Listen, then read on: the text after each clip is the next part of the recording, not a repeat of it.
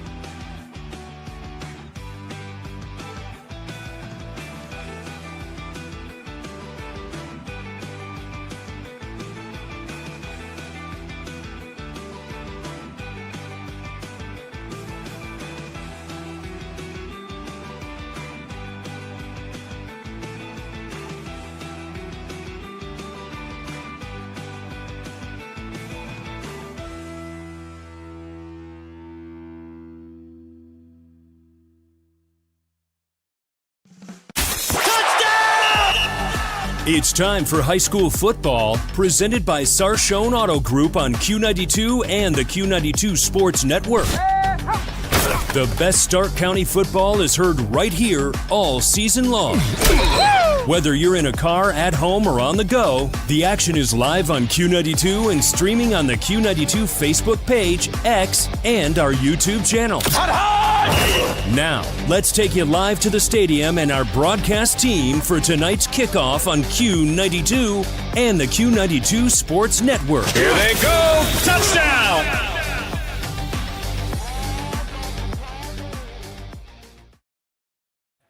Good evening and welcome from Wakefield Stadium in Perry for tonight's high school football action on the Q92 Sports Network. I am Ryan Keller, alongside me, Coach Antonio Hall, and we've got a matchup for you today. Akron St. Vincent St. Mary versus the Perry Panthers, and we're going to break down this game in a little bit. But, Coach, real quick, St. V's, tough week last week for them, but Perry and Coach Lino came out and had a dominating performance against Central Catholic. Kind of got two teams trending in different directions. Perry's, after last week, catching their stride, starting to find the rhythm, and St. V's has struggling. Lost 10 straight games dating back to last year. It was their worst season since the 1972 merger of St. Vincent and St. Mary. You got two teams who are maybe kind of looking for an identity. Right. And it looks like Perry's a little closer to finding theirs right now.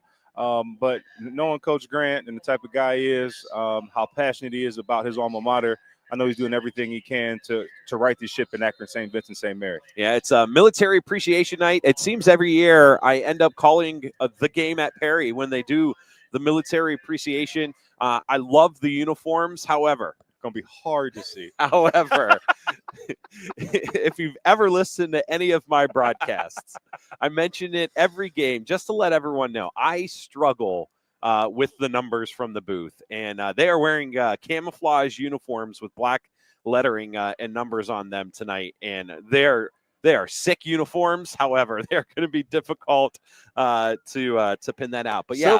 Silver lining, no wing tee. Yes. So it should be a little easier, or hopefully easier, to make out the numbers. Yeah, the offense is going to be spread out a little more, and we'll get into all that coming up because we've got more games going on in the area as well. We are not the only one. Our Score 7. We do 7 games every Friday on the Q92 Sports Network. Next week, we're going to do 7 games on Friday and then 1 on Saturday. So we got a lot to get to here today as well, and we're going to break it down. We're going to send it all over the area and check in with our broadcast teams from location and hear them preview and break down a little bit the games that they've got going on. We've got on our, on Q92 YouTube, Lake at Boardman. We've got this one, St. Vincent St. Mary and Perry, CVCA at Canton South, Jackson at Fitch. That would be a good one. New Philly at West Branch. I'm looking forward to the score updates of this one on our sister station, AM 1310 WTPN. Louisville at Alliance. I think that game is going to be great. Louisville had a nice week against New Philly last week. And J.R. Jackson, the do-it-all man at Alliance. So looking forward to that one as well. And then our game of the week on Q92, Medina at Hoover. We're going to step away and take a break. When we come back, we're going to break down these games for you with our broadcast teams on location and check in with all them. Coach Antonio Hall had a chance to talk to Coach Lino and Coach Grant from Perry and St. V's, and we're going to check in with that as well. So we're going to step away. This is high school football presented by the Sarshone Auto Group on Q92, Radiosports.com. From the daily driver, a heavy hauler, to a high-end auto investment, the Sarshone Auto Group is one of Northeast Ohio's leaders. With 6 locations, Sarshone Ford in Alliance and Randolph, Sarshone Chevrolet in Randolph and Garrettsville, Sarshone Chrysler Dodge Jeep Ram in Dalton, and the Sarshone Auto Gallery in North Canton. The Sarshone Auto Group. Find out more at sarshone.com, an official partner of the Cleveland Browns. Hey, sports fans, want the latest local sports news, game photos, coach and player interviews, and live play-by-play coverage? Then follow Q92 Sports on social media now. We're on Facebook, Instagram, X, Threads, YouTube, and SoundCloud. Like, follow, and subscribe today. Catch the highlights, relive the moments, and stay connected to your hometown teams. Q92 Sports, your home for everything local sports. Real teams, real action, real coverage. Follow Q92 Sports on social media. You're listening to High School Football presented by Sarshone Auto Group on the Q92 Sports Network. And welcome back to Wakefield Stadium at Perry High School as we get ready for the matchup between St. Vincent St. Mary's and the Perry Panthers. First, we're going to check in on some of the other games going on in the area. First, we're going to head to Boardman. Matt Corrali has the call with the Lake Blue Streaks and the Boardman Spartans. These are not the Lake Blue Streaks that you've come to know. Instead of the big brawny boys that the Blue Helmets would trot out to the field every fall, the 2025 edition runs faster, jumps higher, and can punish you on both sides of the football. That's exactly what happened last week in their season opener at Division V powerhouse South Range, 49-13. Quarterback Ty George is really a Swiss Army knife, accounting for 5 touchdowns, 3 on the ground, 2 through the air, and 1 on a 70-yard punt return. And with his dad, Dan, leading the show for his 13th season, Lake has become an early dark horse candidate in the Federal League. But they'll make the drive on 680 again as they head to Spartan Stadium to take on Boardman. The Spartans are coming off a heartbreaking 29-28 Week 1 loss at the hands of the Twinsburg Tigers at home, all in part to a 44-yard go-ahead Tiger touchdown with 19 seconds left. You know the wing tee offense teams like Perry made so famous in the area? Well, Boardman does it too, along with some other tricks up their sleeves offensively. The Spartans have scored 20 or more points in their last 4 regular season games. Will the Blue Streaks head back to Lake Township 2-0, or will Boardman go back to 500 through the first 2 games? Find out tonight at 7 o'clock on the Q92 Sports Network as Robert Coleman and I bring you all the action. From Spartan Stadium in Boardman, Matt Corrali, the Q92 Sports Network. Thanks, Matt. Next, we're going to head to Canton South. Jay Wilhelm has the call with CVCA and Canton South.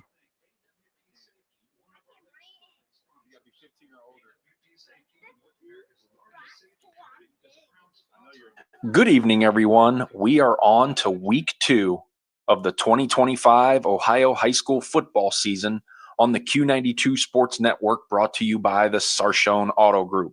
I'm Jay Wilhelm, and I'm here live from Canton South High School inside Breck Bueller Stadium for tonight's matchup between the CVCA Royals and the Canton South Wildcats. This is CVCA's first game of the year, as a scheduling conflict interrupted their original Week 1 matchup. But they are stacked and are chomping at the bit to get going. The Wildcats come in after a dominating Week 1 victory as they defeated Field by a final score of 42-16. A big early season test is going to show us a lot about who this team is.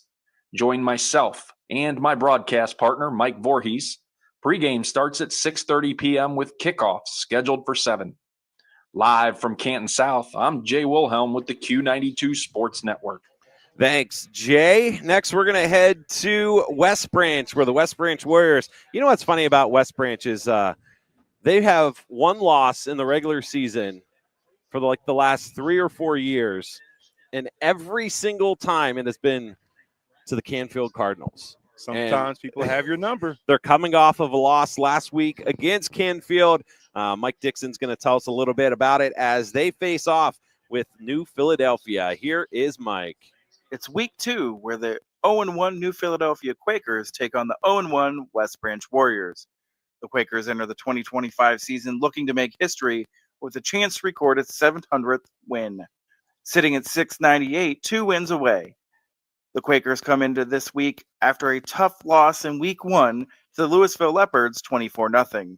The Quakers were led by junior running back Colston Fox, who rushed 3 times for 53 yards, senior wide receiver C.J. Carlson, who caught 4 passes for 68 yards, and QB Parker Rager, went 13 of 23 for 105 yards, but throwing 2 interceptions. The 5-time defending Eastern Buckeye Conference champions West Branch Warriors come home to a renovated Clinton Haycock Stadium.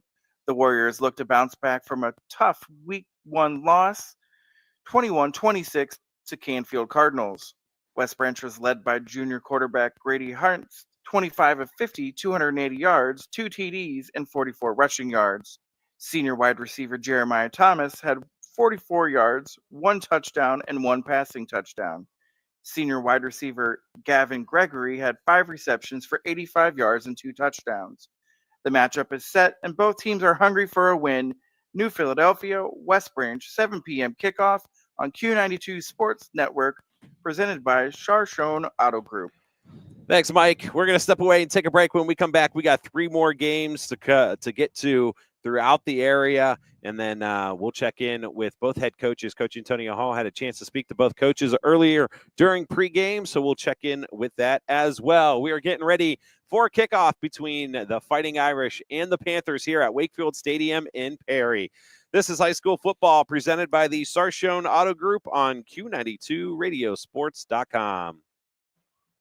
From the daily driver, a heavy hauler, to a high-end auto investment, the Sarshone Auto Group is one of Northeast Ohio's leaders. With 6 locations: Sarshone Ford in Alliance and Randolph, Sarshone Chevrolet in Randolph and Garrettsville, Sarshone Chrysler Dodge Jeep Ram in Dalton, and the Sarshone Auto Gallery in North Canton. The Sarshone Auto Group. Find out more at sarshone.com, an official partner of the Cleveland Browns. Missed the big game? Don't worry, Q92 has you covered. Check out our SoundCloud page where you can relive every exciting moment. From high school football, basketball, baseball, and softball to Mount Union football and basketball, we've got it all. That's every broadcast from this season, and even classics going all the way back to 2016. Follow Q92 Radio on SoundCloud and never miss a play, a call, or the thrill of the game. Q92 Radio on SoundCloud, your home for every game, every season. This is head coach Spencer Lino from the Perry Panthers. You're listening to high school football on the Q92 Sports Network. And welcome back to Wakefield Stadium as we get ready for action between Akron St. Vincent St. Mary's and the Perry Panthers. Got a couple more games going on around the area we are going to get to. First, we're going to head to Austintown, which should be a really, really, really good game between the Jackson Polar Bears and the Austintown Fitch. They're the Falcons, right? They are. Yeah, I don't know why I forgot that. Falcons. I grew up in that area. You think I'd know. Let's check in with Christian. He's got the call between Jackson and Fitch. It's week 2 of the high school football season, and that brings us to Austintown, Ohio, home of the Fitch Falcons, who will be hosting the Jackson Polar Bears tonight right here on the Q92 Sports Network. The Jackson Polar Bears committed tonight's game with a 1-0 record after a 35-13 convincing win over Chardon in week 1. The Polar Bears were led on the ground by Chase Marr, who scored multiple touchdowns in the game, and backup quarterback Carter Mulliman, who had a great performance, including a touchdown pass to Corey Jacobs. Filling in for starting quarterback Lucas Eckerman. Coach Rohr and his Polar Bears look to continue that momentum on the road tonight here against Fitch. As far as the Fitch Falcons go, they dropped their season opener last week to Hudson by a score of 28-14. There were some bright spots for Fitch in the loss to Hudson in week 1. Quarterback Colin Callagher threw for 153 yards on 19-33 passing with 1 touchdown and a pick. But running back DeAndre Richard was the story as he rushed for 224 yards on 18 attempts. It's a matchup of former Federal League foes, Jackson and Fitch, and you can hear it all tonight right here on the Q92 Sports Network by going to Q92Radiosports.com or Q92 Radio on YouTube. I'm Christian Bigglesworth for Q92 Sports. Thanks, Christian. Next, we are going to head to Karis Stadium at the University of Mount Union, where the Alliance Aviators play their home games on our sister station, AM 1310 WDPN. Sam Berkwin has the call when the Louisville Leopards take on the Alliance Aviators. Let's check in with Sammy B. Here at the University of Mount Union tonight, Larry Karras Stadium should be a good one. The 1-0 Louisville Leopards will tangle with the 1-0 Alliance Aviators. Alliance took the show on the road last weekend. They knocked off Parma Padua. Meanwhile, the Leopards were at home. They took care of New Philadelphia. The Leopards on top there by a score of 24-0. For Louisville, Chris Kapp is in his third year as head coach. He is now 6-15 with the Leps. Meanwhile, on the Flyers side, Tim Goodman, his fifth year with the Aviators, he is now 22-21. Kickoff coming up tonight at 7 right here on AM 1310 WDPN. Now, a couple of the young men to watch out for. How about Ravon Hawkins, Alliance running back? He is special. He's going to give the Aviators a chance to score almost every time he touches the ball. He's only 5'8", 150 pounds, but he can get it done. Almost 1,000 yards on the ground last year as a junior.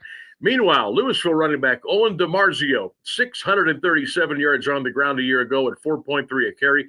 He also scored 5 touchdowns, 890 total yards from scrimmage 1 year ago. It's going to be a good one. The weather's going to be great. Should be a big crowd tonight as well. Join me, Sam Berkwin, and my partner, Caleb Norick. 7 o'clock to kickoff. Alliance at Louisville on AM 1310 WDPN. Thanks, Sammy B. Next, we're going to check in on our game of the week on Q92, 92.5. Also on the Q92 Facebook, Q92X, Q92 YouTube. We're all over the place. You can catch us anywhere. But we're going to check in with Clint Scroggs. He's got the call between Medina and Hoover. The Hoover Vikings host the Medina Bees in a non-conference Week 2 matchup. Medina got off to a fast start with a 21-13 win over Stowe last week.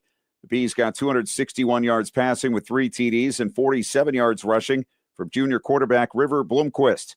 He completed 22 of 38 passes to 6 different receivers without an interception.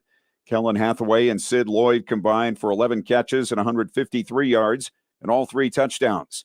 Medina runs a 5-receiver offense, so the pass is first.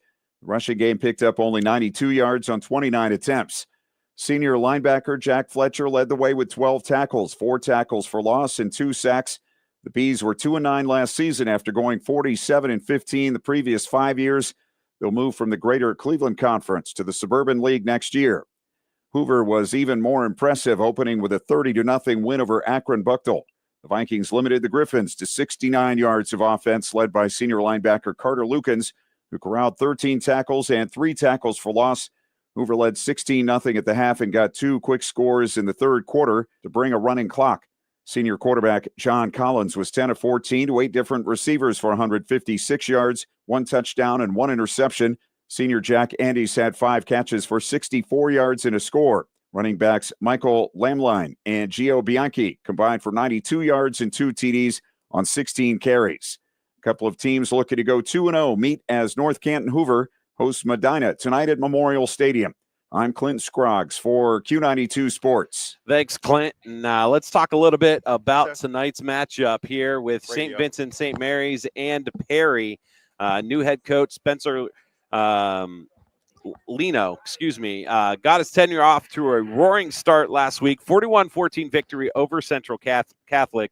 The offense looked dynamic under sophomore quarterback Cameron Treharn. He went 6 for 9 passing, 182 yards and 2 TDs, no interceptions in his first varsity start. And if you know anything about Perry football coach, throwing 9 passes in a game is something unheard of. That's usually the season total. But you can't forget about his ground game. I mean, he had 64 yards on the ground, averaging 12 yards a carry, and 2 TDs on the ground as well. Let's see. And the 2-headed monster at running back, Connor Shepard and Jonathan Lemon, 4 touchdowns last week.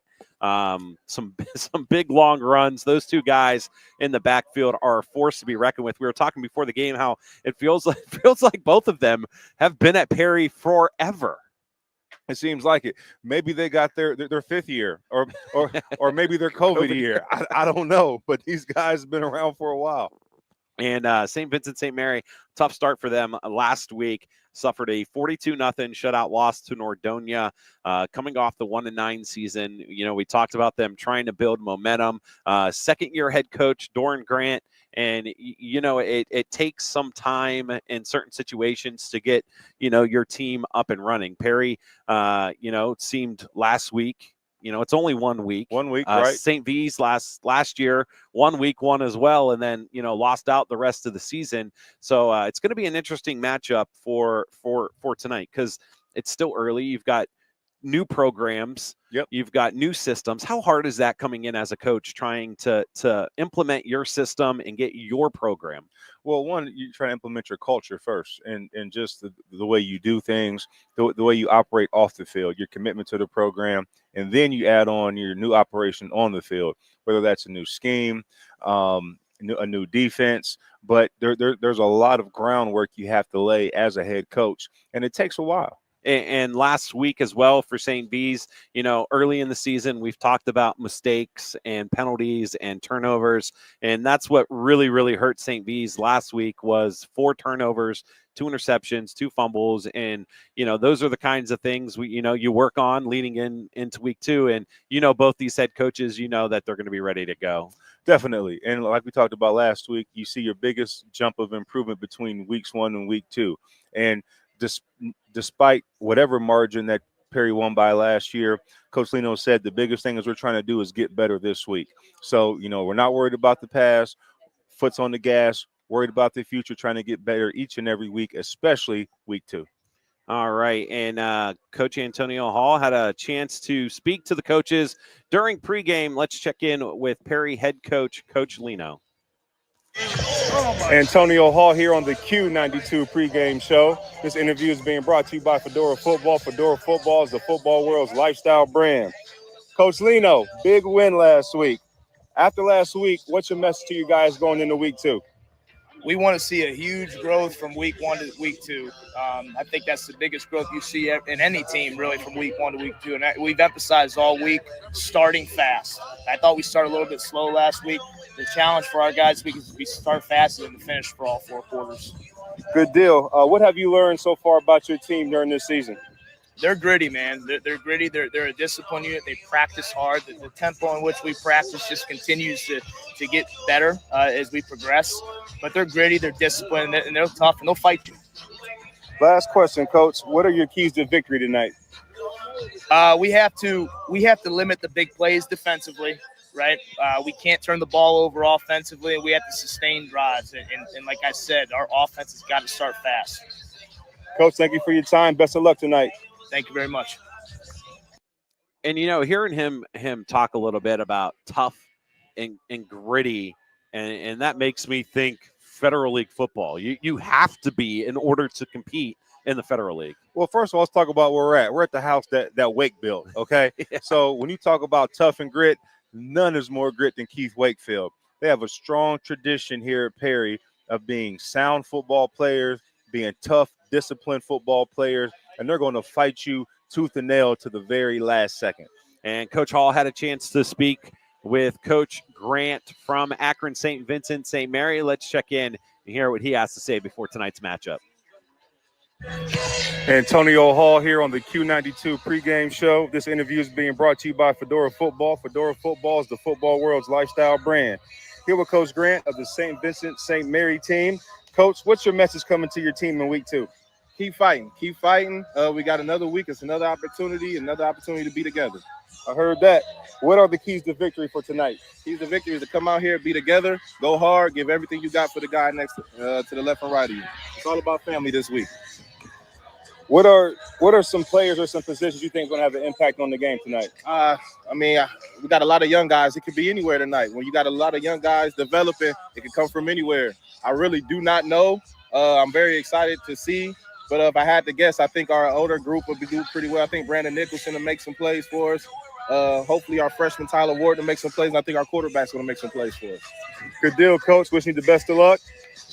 See you after the game. All right. Appreciate you. And hearing Coach Grant talk to it, talking about the young guys. And that's hard for a program, too, when you have so many young guys going up against teams that have experience, that have guys who are used to the day-to-day of not just the game, but everything leading up to it. Studies, weight room, practice. Yep. conditioning, all that stuff that, you don't see on a Friday. You do, just not up close and personal. Exactly. You don't get to see the behind the scenes, but ultimately everything that you've been working towards shows up on a Friday night. And Coach Grant, hats off to him. He took over a program in a position that needed to rebuild, and he's doing all he can to do what he can. All right, we're getting ready for kickoff here. Perry just ran out onto the field. I can see St. V running through the parking lot because that's where the locker rooms are. You got a country mile. You got to cut across there. And you know what? I love the game day feel here at Perry as well. Love it. With the tailgating that's out by their 3737 kitchen, the alumni patio, the big tunnels, and the big Panther and the blow-ups. Yeah, they know how to do it here, and it gives you that Friday night football feel. That's 100% for sure. Perry is definitely a strong football community, a lot of tradition, and they exhibit that every Friday night. And they're getting ready to do the national anthem, so we're going to head over to our crowd mic and hear the Perry Panther Band present the Stars and Stripes for tonight's matchup.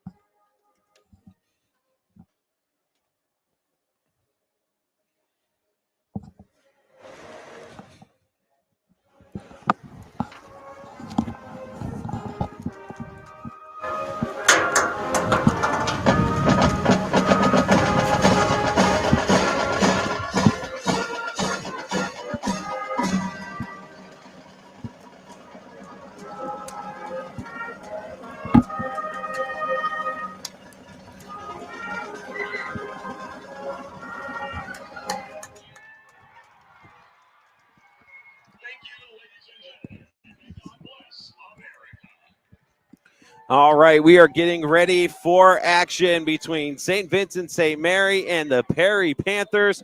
I'm probably just going to refer to them as St. V throughout the broadcast here tonight. It's a mouthful. It is. But Perry wearing the black pants tonight with the camo jerseys. If you missed earlier during pregame, it is a military appreciation night here at Perry.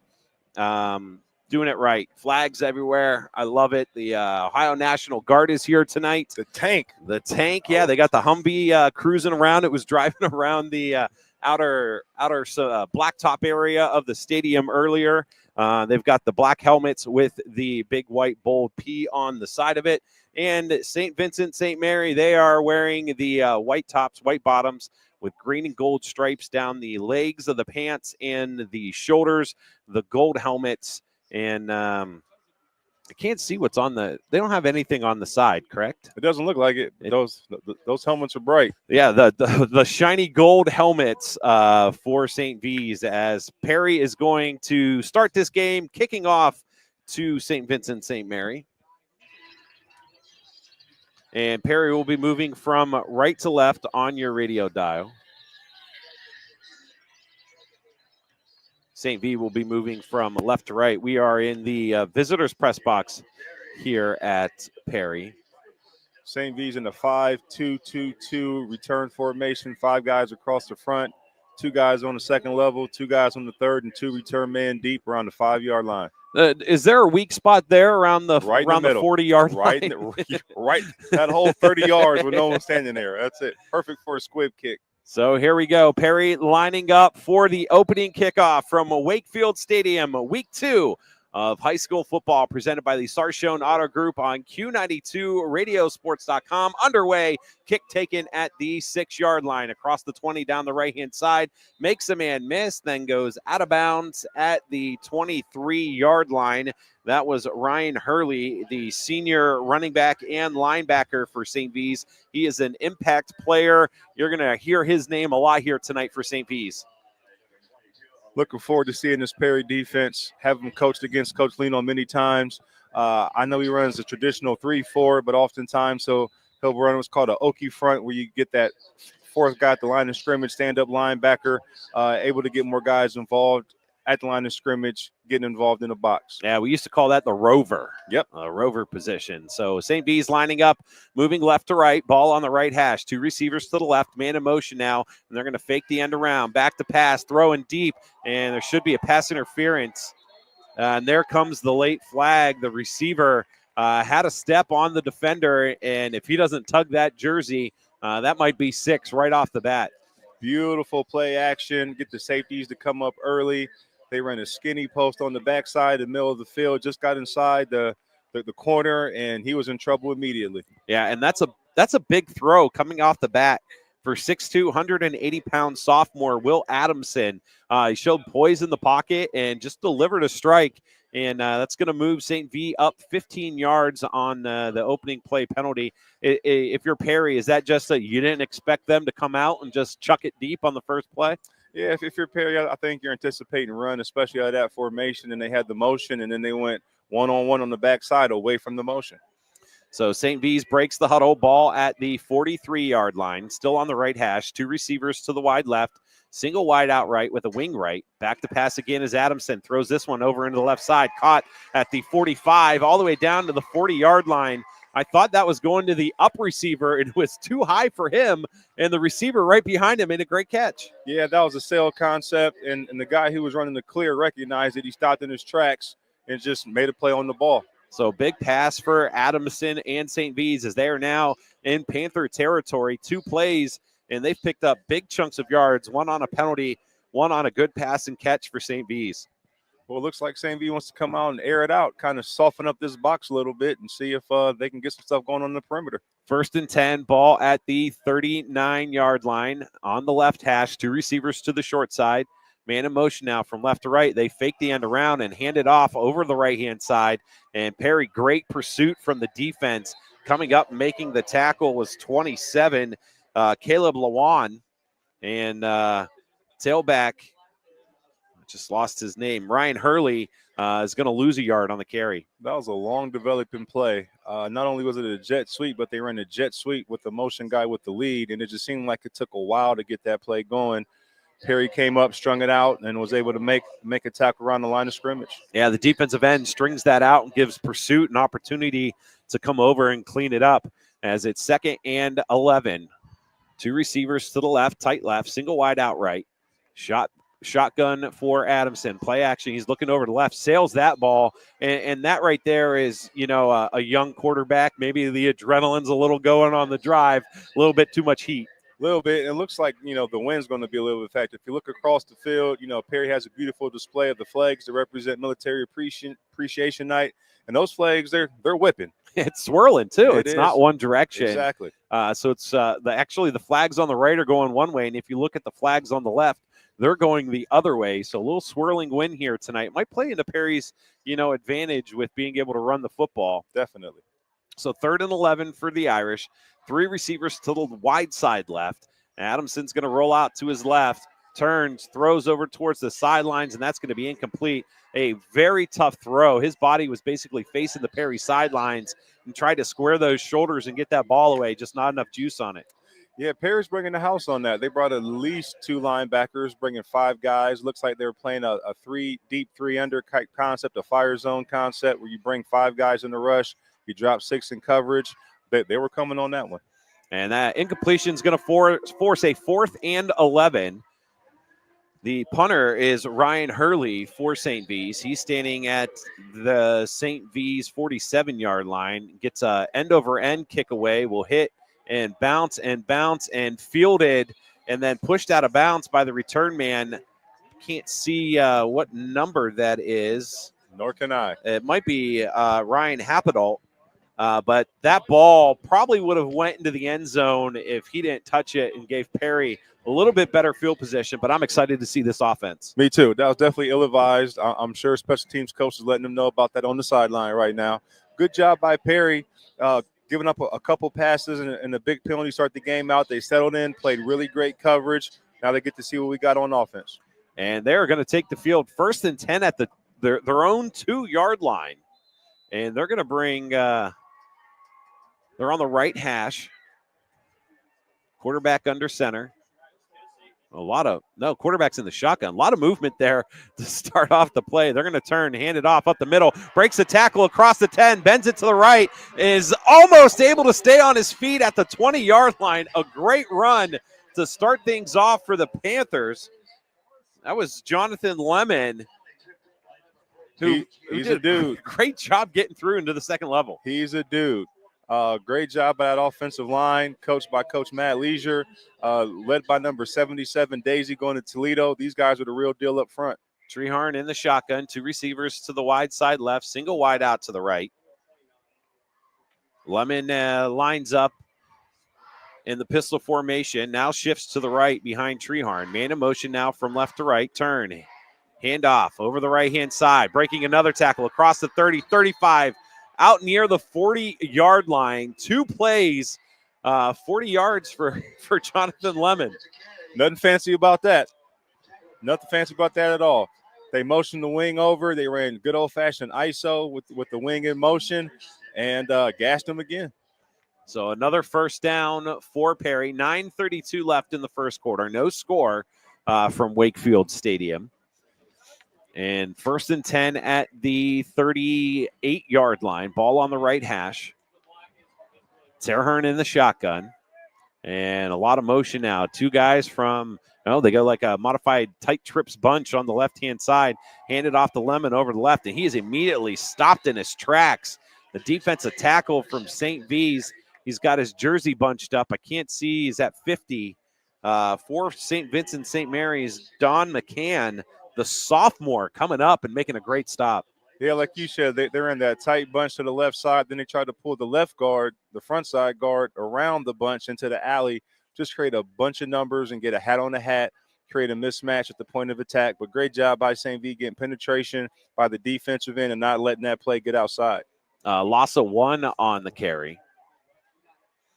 And it sets up a 2nd and 11. Man in motion from left to right. It's going to go behind the quarterback and tailback. Hand it off over the left-hand side across the 40, 45, 50, 45. Still on his feet all the way down to the 40-yard line. A great run. That's Jonathan Lemon. Who was the other tailback then? Tailback. Was the first 2 carries Connor Shepard maybe? I told you it's hard to see the numbers here, folks, with the camo jerseys. Shepard is the tailback, number 0, but it's hard to tell. Yeah, I believe this one is 24. So in the game now is Jonathan Lemon. So the first 2 carries would have probably been Connor Shepard. But 1st and 10 for Perry on the left hash. Turn, hand it off to Lemon over the left-hand side. What a move in traffic across the 30, down to the 20, finally out of bounds. Boy, 2 running backs who are it's thunder and lightning on this Panther team. Man, that is a 2-headed monster I would not want to defend right there, especially behind this offensive line. That was just zone. They had the wing lined up strong to the right, and they ran zone away, and he was just cutting off the backside, anything in that backside C-gap. And Lemon, when he puts his foot in the turf, he is immediately going a different direction, and he is quick with it. He is fun to watch. First down for Perry. They've got 2 receivers to the wide side right. Shotgun for Treharn. He's back to pass. He's got a man wide open in the end zone. Touchdown, Panthers. A wide open receiver just behind the linebacker, and he brings it in for the Perry score. Seam route by the number 2 receiver straight up the field. You see immediately as he got his get off, he had the space. He fit it right between the linebacker and the safety. Great pass, great catch, great drive by Perry starting this game off. And the extra point attempt, snap back, hold down, kick up, and it is good. The extra point, Price DiStefano, puts it through the uprights, and the Perry Panthers go on top with 7:44 left in the first quarter. Perry 7, St. V's 0. We're going to step away and take a break. This is high school football presented by the Sarshone Auto Group on Q92 Radiosports.com. RG Drag, Stark County's premier career center, offers programs that prepares its students at the high school level for careers and continued education beyond high school. Upon completion, RG Dreg students have an immediate opportunity to obtain a well-paying job in many exciting career fields. We offer everything from culinary, dental assisting, engineering, sports turf and landscape, welding, and so much more. Contact RG Dreg to find a program and career that's the perfect fit for you. RG Dreg, where careers begin. You're listening to High School Football presented by Sarshone Auto Group on the Q92 Sports Network. And welcome back to Wakefield Stadium. Perry takes their opening drive 98 yards into the end zone for the score, and they lead 7-0. Kickoff taken at the 10-yard line across the 20, 30, 35, 40, all the way down past the 45, still on his feet, down to near midfield. Rylan Hurley with a great return, giving St. Vincent St. Mary's great field position. Perry in a even kickoff, which means the ball's in the middle of the field. You got 5 guys on the right, 5 guys on the left. When the return man came to his right, Perry's left, there was a huge gap between the L4 and L5. You need to clean it up on their kick coverage, or Akron St. V can make him pay for that. So St. Vincent, great. St. Vincent St. Mary, great field position, starting things off at the 49-yard line.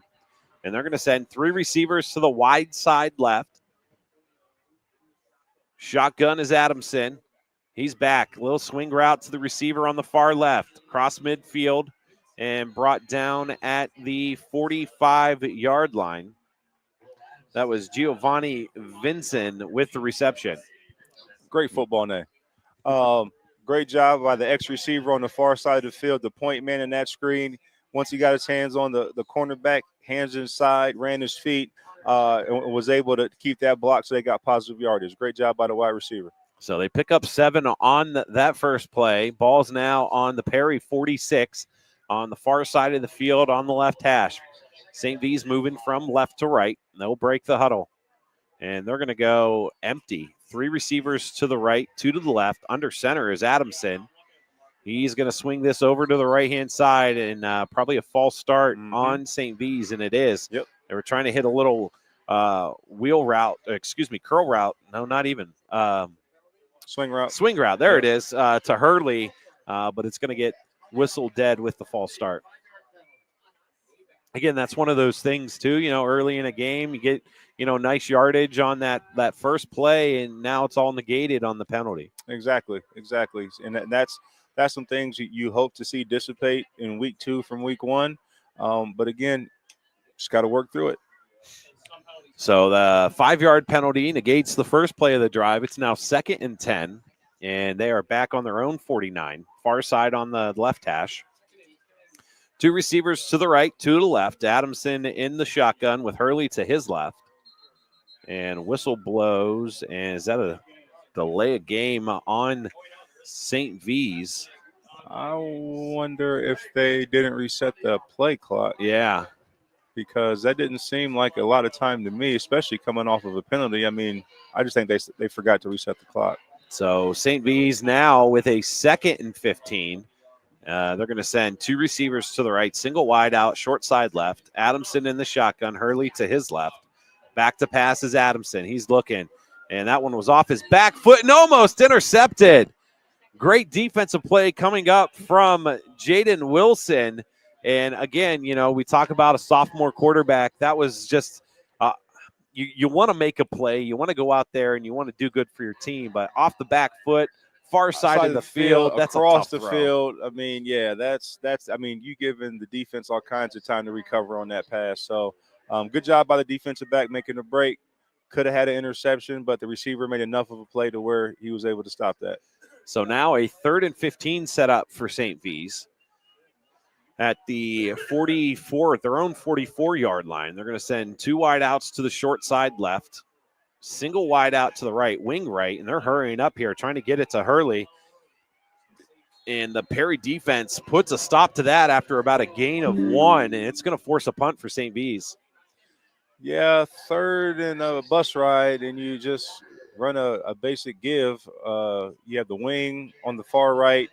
He blocks out, line zone blocking. I don't know if, that was a play call you wanted on 3rd and long, but They have a method, I guess. And it was quick too. When they got to the line of scrimmage, it was like they saw something in Perry's defense where they could take advantage of it, but Perry was sitting and waiting. Punt away, fielded at the 20, and breaking a tackle is Jonathan Lemon. He's off to the races on the right side, down the sideline, across midfield, cuts it back to the left. He is going 30, 25, 20, and is brought down by the punter, who happens to be the tailback for St. V's, Rylan Hurley, but a great return from Jonathan Lemon, who thought he was down there at the 20 and just found a way to escape. That's just great individual effort right there. St. V had great punt coverage. He caught the ball and got a hit immediately. He kept his feet when he was spinning, spun out of it, went off to the races.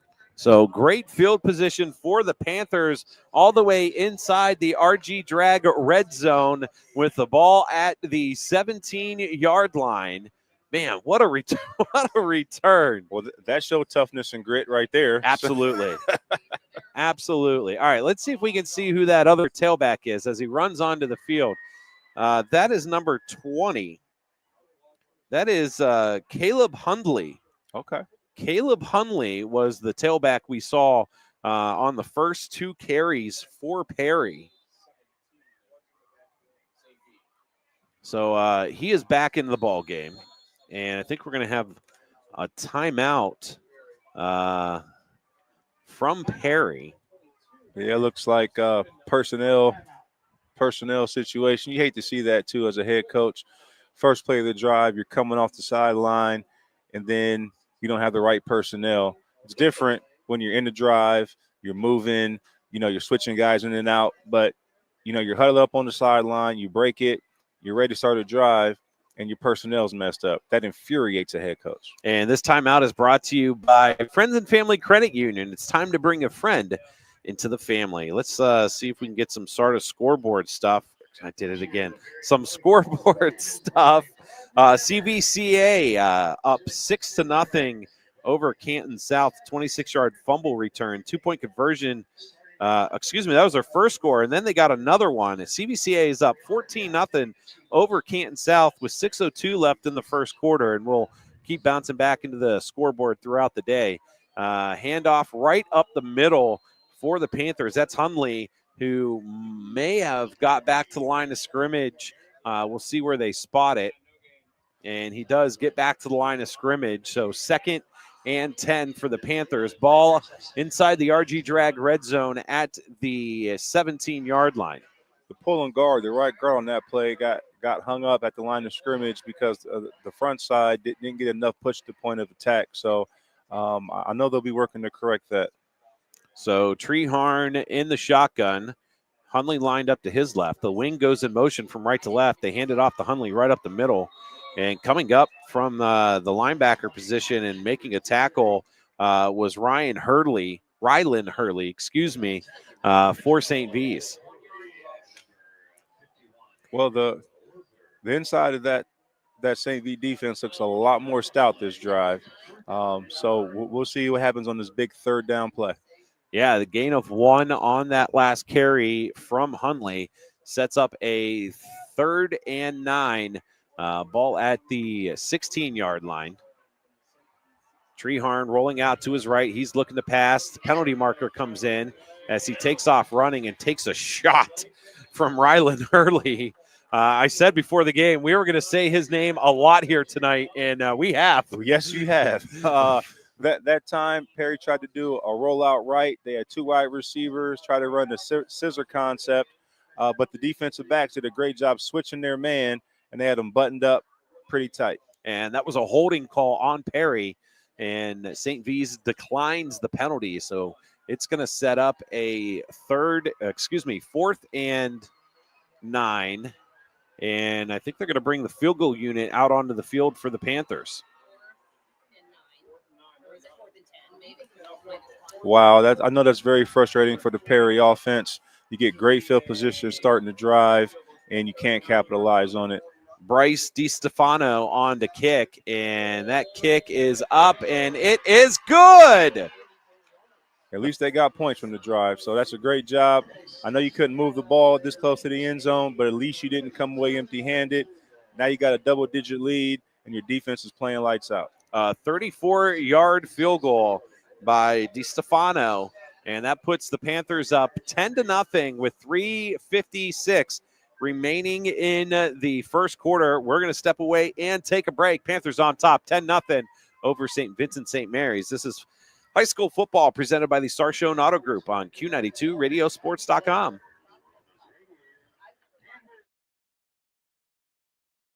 Peace of mind. It's one of the most important benefits that we can offer at Friends and Family Credit Union. Welcome to Family Secure Checking. It offers unrivaled security to protect your everyday finances and purchases, as well as comprehensive identity theft protection and reimbursement coverage, credit file monitoring, benefits for travel, shopping rewards, and cell phone protection that includes repair or replacement for up to 4 phones on your cell phone plan. It's time to bring a friend into the family. This is head coach Spencer Lino from the Perry Panthers. You're listening to high school football on the Q92 Sports Network. And welcome back to Wakefield Stadium. The Perry Panthers lead 10-0, 3:56 remaining in the first quarter. And DiStefano runs up and kicks. And it's taken at the 10-yard line from Hurley. Across the 20, down the right-hand side, gets across the 30, breaks the tackle, still on his feet. They're going to say he stepped out of bounds around the 40-yard line. We'll see where they officially mark that down at. But, again, I would stop kicking it to him. Yeah, and again, that L3, L2, L3 area on the kickoff team seems to be soft right now. They're getting collapsed inside, creating a big gash on that right side of the return. So good field position again for St. V's. They've been able to start off with good field position. They've just haven't been able to do anything with it. Let's see what they do on this drive with Adamson still in at the quarterback position. New tailback back there as they are on the right hash with 3 receivers to the left, single wide out to the right, and they'll swing this to the running back. That's Marcus Reed, and he's going to get drilled in the backfield and will lose yards, about 3 yards on the reception. He's trying to run a little swing route, a little flare type screen, bubble screen to the running back to the trip side. But great job by that Perry defense. That outside linebacker wasn't fooled by anybody, pulled his trigger and was able to come up and make a play. So let's say he loses 4. It's 2nd and 14 now. We've got 3:20 remaining in the first quarter as St. V's breaks the huddle, ball on the left hash, moving left to right. 2 receivers to the wide side of the field, single wide out short left. They've got a wing left with Adamson in the shotgun. He's back to pass, looks for the tight end and threw his fingers and almost picked off. That was number 10 for Perry, Evan Laubacher, who had that ball go right through his hands after it went through the hands of the intended receiver, the tight end, Dominic Scott. Yeah, that's a little bit of a dangerous pass right there. There were 2 guys right there. There was the linebacker and the safety. And he threw it in coverage. Good thing the thing wasn't picked off. So another long 3rd down for St. Vincent St. Mary's. 3 minutes remaining in the first quarter. They'll break the huddle on the left hash. 2 receivers to the right, 2 to the left. Tight end right. Adamson in the shotgun. Hurley to his left. Back to pass is Adamson. He's looking, throws. Again, that was another throw off his back foot. He had pressure in his face. And that ball lands at the feet of the defender and of the defender, and incomplete. I think St. V has to do something to try to get a little bit of a ground presence going. I don't know how they're going to do it, but if you come out and you pass the ball 3 times in the drive and you lose yards, it's not going to work. So Hurley back out onto the field to punt for St. V's, and the punt, nice punt. That time, Lemon's going to let it bounce right around the 30-yard line. Takes a Perry hop and goes out of bounds. They'll mark it at the 34-yard line. So the Panthers start their 3rd drive off. First drive, a 98-yard drive for a touchdown with some big runs throughout that drive, and then able to come away with 3 last time. See what the Panthers do their 3rd time having the ball. That Perry defense is playing lights out right now. Their coverage is airtight. Their box is stout. St. Vincent St. Mary needs to draw something up and try to figure out how to get something going offensively. So Perry starts this drive 1st and 10. They mark him at the 35-yard line. Treharn in at quarterback. He's empty. Now Lemon's going to move in motion. They're going to hand it off to him on the end around. And great job by the defensive end for St. V's. That is number 55, Aiden Baxter, who read that play perfectly and stopped Lemon in the backfield after a loss of 4. Yeah, they tried to get that slot motion on the left side. What's called an entry motion to the backfield and hand him the ball and follow the wing back, but St. V wasn't fooled by that. Perry goes hurry up, gets to the line of scrimmage, and then checks with the sideline. They'll send 2 receivers to the right, single wide out left, wing right, and false start on Perry, and that's going to push him back 5 more yards. And not a good start to the drive for the Panthers, but we've seen their offense. They're capable of picking up big chunk yards if they need to. On the ground and air. So we'll see. But, I mean, your playbook's pretty limited for about a 2nd and 20, it looks like. Yeah, you just hand it off to one of your running backs. That's seemed to work so far. Yeah, that's been like their yards per carry here to start this game off. 2:12 left in the first quarter. Panthers lead the Fighting Irish 10-0. And they'll send 2 receivers to the left, 2 to the right. Treharn in the shotgun. And he's back to pass. He's looking, swings it over to the right side. Lemon's got room to work. A little stutter step across the 40, 45, and he picks up the first down, and that moves the chains. A gain of 22 on the little swing pass to the right side to Jonathan Lemon, and a first down for the Panthers. St. V in the 4-2-5, and absolutely no one picked up the running back coming out of the backfield to the right side. Great job by the quarterback recognizing that he had grass in front of him. Perry goes no huddle and then checks to the sideline to get the play. They're on the right hash, moving right to left. 1.5 minutes left in the first quarter. Treharn in the shotgun. Lemon lines up behind him. Now Lemon shifts to the right. Back to pass. Looking to his left. Hits a little slant route. That's caught across midfield, across the 40, and down to the 36-yard line.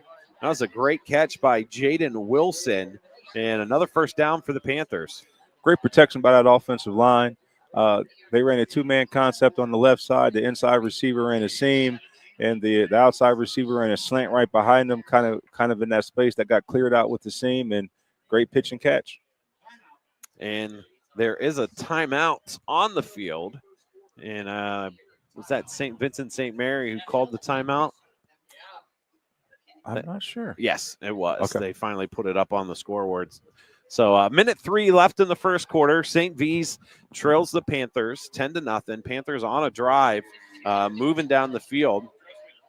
And let's see if we got any other scores popping in here throughout the area. We do. Hoover 14, Medina nothing in the first quarter. Okay, Vikings. Yeah, CVCA is up 21-0 over Canton South. Oh, man. Louisville scores first against Alliance, 7-0 over the Aviators. Second quarter, boy, that game's moving. Fitch 13, Jackson 3, 5:12 remaining in the first quarter there. West Branch and New Philly all knotted up at 0, end of the first. And end of the first quarter, Lake 7, Boardman 0. Okay. And back here, another swing pass over to the right side to Lemon. He gets to the 30-yard line and is brought down, but a good play on first down for the Panthers. Yeah, they had trips to the right side. All 3 receivers ran go routes, and it turns into stock box because then they did a quick pitch to the running back out the back. Great scheme. So nice yardage on that reception. 2nd and 3 now, gain of 7 on that play. Ball set up on the right hash. 30 seconds remaining in the quarter. So if this is a run or a completion, this will probably be the first play or last play of the quarter. Tight trips bunch on the right. Now the inside man motions, and Treharn's going to keep it himself over the left-hand side. Picks up the first down down to the 22-yard line and is brought down. But that's probably going to be the end of the first quarter here. Let's see if they try to squeeze another play in or if they just let it run out. And they're going to head over to the sideline. So the end of the first quarter, the Perry Panthers 10, Akron St. Vincent St. Mary's 0. We're going to step away. Second quarter action when we come back from Wakefield Stadium. This is high school football presented by the Sarshone Auto Group on Q92 Radiosports.com. The weather might be getting cooler, but Tasty Cream on Navarre Road is just heating up. Open all year, Tasty Cream is ready to serve you fresh-made specialty burgers, Stark County's best conies, deep-fried mushrooms, crispy French fries, and so much more. To top it off, their ice cream selection continues to grow. Special flurries, homemade root beer floats, amazing brownie sundaes, and over 20 flavors of hand-dipped ice cream. Order online at tastycream.com or check out their Facebook and Instagram pages for events happening each month. You're listening to High School Football presented by Sarshone Auto Group on the Q92 Sports Network. Back here at Wakefield Stadium, the Perry Panthers lead 10-0. Shout out to Tasty Cream and my cousin Teresa. Owns Tasty Cream, and Coach Hall and I might make our way over there after the game tonight. There's no might. So Perry with the football to start the second quarter. Hand off to Lemon over the right-hand side across the 20. Cuts it up inside, down the hash. Fighting. Down to the 2-yard line. What a run by Jonathan Lemon. That was good old-fashioned power right there, bringing two pullers to the point of you had a kick-out block, a pulling guard wrapping, and the C's parted on that one. Great job by that offensive line. And puts Perry in the RG Drag red zone. 1st and goal. They will mark him down at the 1-yard line. It's been a great drive by Perry so far. Very methodical, mixing some pass and run, some Q run. Great job so far. And they were able to correct their mistakes that they had to start this drive off. And I think that's important. Like, you can make mistakes. You just got to you find a way to fix them. As they hand it off to Lemon, and he goes right up the gut into the end zone for the 1-yard touchdown run. Perry, 16, St. B, 0, with the extra point to follow. They are having their way up front with that defensive line. That offensive line had guys in the end zone. The running back didn't even get touched till he was about a yard in the end zone. And on to attempt the extra point, Bryce DiStefano. And snap back, hold down. Kick is going to be off the right upright and no good. So the missed extra point leaves the score. Perry 16, St. Vincent St. Mary 0. 11:22 remaining in the first half. I got to give shout out to the offensive line going from left to right. Left tackle, number 77, Daisy. Left guard, number 50, Salazar. Center, number 52, Walker. 75, right guard, another Salazar. Another line with brothers. That's like the third time we've seen it. And right tackle, number 54, Mason Hill. These guys are having fun right now in this football game, controlling the line of scrimmage. And it is. Like, people always say, you and I both played offensive line. Yep. People always say, oh, you're an offensive lineman. I loved it. I was kind of disappointed. I was a fullback. And we switched from our traditional Coach Napolet I formation, run it down your throat, and we switched to the spread my sophomore year. And they're like, Keller, Coach Knapp, Keller, we're going to move you to offensive line. I was a team first guy. I'm like, Coach, whatever you want. If it gives me a chance to get on the field, I'm in. I ended up starting. There you go. As a sophomore. But I loved it. I loved every second of it. I mean, all fullbacks are just linemen in the backfield. Yeah. That's all they are. Yeah. You get to catch the ball every once in a while. It's so much fun, especially when you're able to have your way with the guy across from you. It really makes it exciting. And that kickoff will go into the end zone for a touchback. This will be the worst field position for St. V's in the game so far. They just haven't been able to find any rhythm. They were able to run the ball a little bit on that first drive, and then they just started airing it out, and we haven't seen the run game much from them tonight. Yeah, and it shows because the offense really doesn't have a rhythm right now. And so, I think, again, you have to find a way to get something going on the ground. That's the only way you're going to be able to get your offensive going in this game. Especially when your quarterback is a sophomore and your running back is a senior. You don't want to put all that pressure on your sophomore quarterback. It's his second start, and you've thrown the ball way more than you've run it in the first quarter, because this will be St. V's first time having the ball in the second quarter. Yep. And, it'd be nice to see them come out and try to establish a run game as a different tailback in the game. Marcus Reed now back there standing next to Will Adamson on his left. St. V's now moving from right to left. Trips right, and they're going to send a man in motion. A little toss right in front of the quarterback over to the left-hand side. Great pursuit tackle from number 10. That is Evan Laubacher, who makes the tackle on Brandon Nicholas after a gain of 1. It wasn't much, but at least they're not aborting the run game, and they're still trying to establish something. I imagine we're going to see like in every other series here with Rylan Hurley because he is a two-way player, especially at the running back position. That's got to get exhausting. You're playing linebacker and running back. So into the game, Marcus Reed at tailback as Adamson in the shotgun. Reed lined up to his right. They're going to send 3 receivers to the wide side of the field right, single wide out, short left. Back to pass is Adamson. Great throw, caught at the 30-yard line, down to the 38-yard line. And, I want to say Adamson had time, had protection, stepped into that throw, and that was a great throw from the sophomore. Yeah, and that was the same concept that Perry used in the drive before, where you have a 2-receiver side, the inside guy, he runs a seam, and then the outside receiver, he runs a slant behind him. He was wide open. So a nice first down for St. V's all the way down to the 38-yard line. 10-17 left in the first quarter. Perry 16, St. Vincent, St. Mary's 0 as they're trying to get on the scoreboard on this drive. Ball on the right hash. They've got some wings in there. A little different formation we've seen from them. Adamson back to pass, throws this out into the right flat. Caught around the 45-yard line and then knocked out of bounds. The receiver on that play was Brandon Nicholas, and a gain of 6 for the Irish. Hate to jinx it for St. V, but this is the best rhythm that I've seen since that first drive. Offensive line kept them clean. The receiver and the quarterback had good timing on that out route, and now it's a manageable second down. And they're getting the ball out of his hands quickly, too. Yep. Yeah, you're not asking him to step up and face pressure. They're quick little routes to open receivers. Mm-hmm. So take the ball, and the ball is on the ground, and they're going to roll that an incomplete pass as the the receiver from the right side motioned in front of the quarterback, and that's why teams do that. So if there is a mishandle of the ball, it counts as an incomplete pass and not a fumble. Yeah, because with that, if it was a traditional handoff or a jet sweep, then it's a fumble. And so it's a good concept because if that happens, it's only an incomplete pass. A little hiccup in the rule there that people take advantage of, and why not? I would too.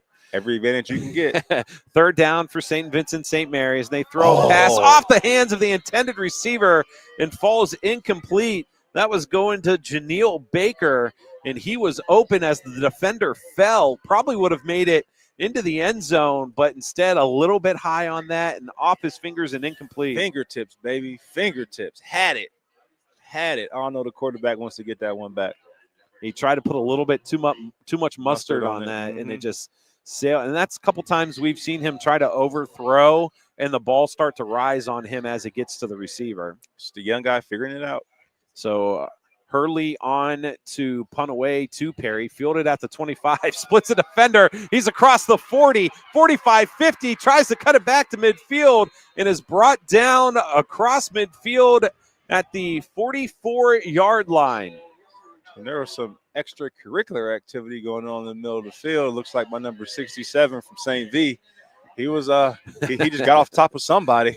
I think he was the one who made the tackle and was trying to rip that football away as the return man was falling to the ground. But Perry, again, all facets, offense, defense, special teams, they're finding a way to get the job done. And we've seen a couple punt. I wouldn't punt it to anyone that's back there for Perry. This is going out of bounds. Yeah, just kick it out of bounds or squib it away, do something. But, yeah, do not kick it to Perry. So Perry starting off this drive in St. V territory. 9 minutes left in the half. Perry leads 16-0 over St. V's. Man in motion from Perry from left to right. He adjusts Jonathan Lemon to the right-hand side. Back to pass is Treharn. He's going to lop this one up deep. He's got a man open, and I don't think the receiver knew where the ball was. That was Jaden Wilson, and that was a big old rainbow that ended up like 4 or 5 yards out of bounds. It's a shame, too, because he was open. He had to step on the defensive back, and it was good protection. just some miscommunication, or the quarterback, again, maybe the wind, who knows, but I know he wants to get that one back. Yeah, again, Cameron Treharn, a sophomore, 5'8", 166 pounds for the Panthers. So you got two young quarterbacks in here and trying to figure this out as they go. New tailback in the game. I believe that's Caleb Hunley for Perry, and they're going to hand it off. And he gets stood up at the line of scrimmage. And then he breaks free over the left-hand side. I saw him get stood up, and then all of a sudden I see action moving over the left hash, and he's going to get all the way down to the 35-yard line. Tremendous second effort by the running back. They run the counter to the right side. He gets stood up, keeps his feet churning, bounces out to the left side, and ends up getting about 8 or 9 yards. That's a 5'11", 190-pound senior. It's a bowling ball is what that is. And it sets up 3rd and 1 for the Panthers. Ball on the left hash. They've got that tight trips bunch on the short side left. Hunley lines up to the left, and they're going to hand it off to him, and he just powers his way enough to pick up the first down to the 30, about 31.5-yard line. We'll say 32 for the Panthers. Good job getting up in behind your pulling guard and finding enough daylight to move the chains. So 1st and 10 for Perry. They do mark him at the 32, 7:55 remaining in the half. Don't forget, at halftime, we're going to send it back to the studio, get some news from Jeff Mears, and then bring it back here. And I think we might be able to get some stats tonight and jump into the scoreboard. So 3 receivers to the right. Treharn back to pass. He lobs one deep, and it's going to fall incomplete over both the defender and the receiver. He had pressure in his face and just kind of let that one go as he was getting hit. Yeah, that was probably one of the few times that, he had somebody in his face tonight in the pocket. But so far, I mean, this offense is looking really good on this drive. And he had 2 big touchdown passes last week. I think one was 70 yards. And the other one, let me see if he threw a 70-yard pass to Jaden Wilson and a 56-yarder to Nasir Foster last week. So they're trying to get that magic going here again tonight. 2nd and 10 at the 32. They're going to hand this one off over the right-hand side. He's across the 25, breaks it out to the 20, goes towards the sidelines, eludes another guy, and is finally pushed out of bounds at the 6-yard line. Caleb Hunley is tearing it up. He broke about 3 tackles on that one. They cannot ball this kid up. He's doing a great job. I mean, talk about yak. This dude, he has probably about 50, 60 yards after contact. And you talk about, we said a bowling ball, 190, 5'11", and he's got great feet, though. He's able to cut it outside when he needs to for a bigger back compared to, Jonathan Lemon, 5'10", 152. He's got 40 pounds on Lemon, but he's got great feet as well. Definitely. So inside the RG drag red zone, and a miscommunication there between Treharn and Hunley, and he's going to keep it himself over the left-hand side, getting towards the end zone. He's going to fumble right at the goal line, and it is recovered by St. Vincent St. Mary in the end zone for a touchback. Wow. That was a great drive to end up with a touchback. Little miscommunication between Hunley and Treharn, and Treharn just kept it himself and tried to make – it was great effort from him to try to get into the end zone, just gets it knocked out of his hands as he's reaching. And, St. V, talk about momentum. They haven't had really much all game. That's a huge play for them. They're still only down 2 scores. With it being 16-0, 2 touchdowns and 2 two-point conversions. You're right in it, yeah. Yeah, that's a big play for them. 7 minutes, 11 seconds left until halftime. If they can get on the board here and go into halftime at 16-7 or 16-8, that's big for them. Huge momentum shift. So St. V's breaks the huddle, 1st and 10 at the 20, moving from right to left. Back to passes Adamson, play action. He's going to let this one fly. He's got a man. And let's see if they an incomplete pass defending on that play for Perry. Isaiah Payne, and the intended receiver for St. V's was Janelle Baker. Great job by the cornerback, not pumping on the pump and go. They tried to show that they were going to run a bubble screen. Quarterback pumped it like he was going to throw it to the bubble screen. Then the receiver takes off on the 9 route. Cornerback read it perfectly, stayed in his coverage, and had great coverage down the field on the receiver. The incompletion brings up 2nd and 10 for St. Vincent St. Mary. 7:05 left in the half.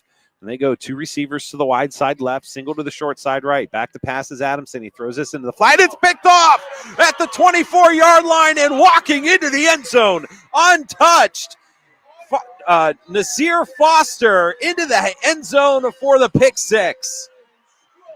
That time the safety blitz rattled the quarterback. He tried to get out his hands a little bit too fast and wasn't able to see that guy in the flat and made a play, touchdown. And we just talked about momentum and how important of a drive that was for St. Vincent St. Mary's. And Perry's like, not today. Pick 6 from Foster. And they're up 22-0 with the extra point coming. And the snap, hold, and kick are all good. And with 6:58 left in the half, the Perry Panthers go up 23-0. 6:58 remaining. We're going to step away and take a break. This is high school football presented by the Sarshone Auto Group on Q92 Radiosports.com. From the daily driver, a heavy hauler, to a high-end auto investment, the Sarshone Auto Group is one of Northeast Ohio's leaders with 6 locations: Sarshone Ford in Alliance and Randolph, Sarshone Chevrolet in Randolph and Garrettsville, Sarshone Chrysler Dodge Jeep Ram in Dalton, and the Sarshone Auto Gallery in North Canton. The Sarshone Auto Group. Find out more at sarshone.com, an official partner of the Cleveland Browns. You're listening to high school football presented by Sarshone Auto Group on the Q92 Sports Network. And welcome back to Wakefield Stadium. The Perry Panthers lead 23-0, and they're getting set to kick off after a 23-yard pick 6 from Foster. This kickoff team has to be getting tired. It's like the 6th time they've been on the field this half. It's just the wind sprint. It's just gassers.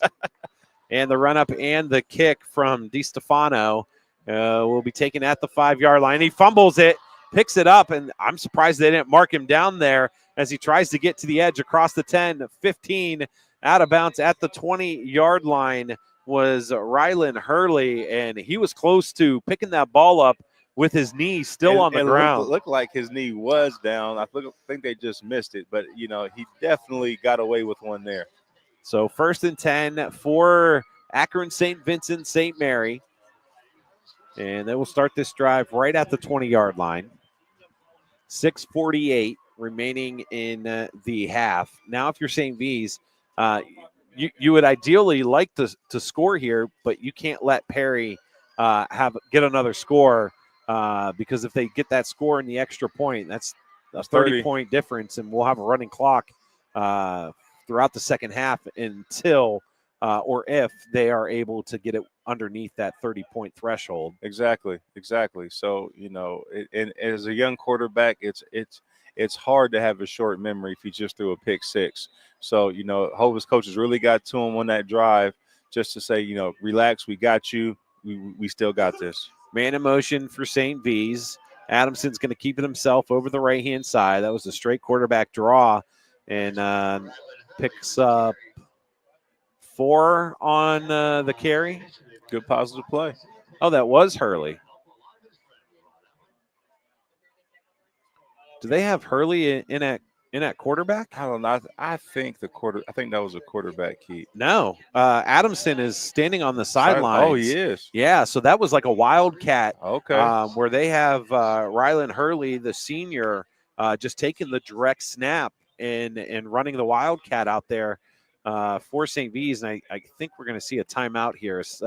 I'd anticipate one. And we do indeed have a timeout from St. Vincent St. Mary's, and this timeout is brought to you by our Friends and Family Credit Union. It's time to bring a friend to the family. So maybe a little different offense we're seeing now. I like it.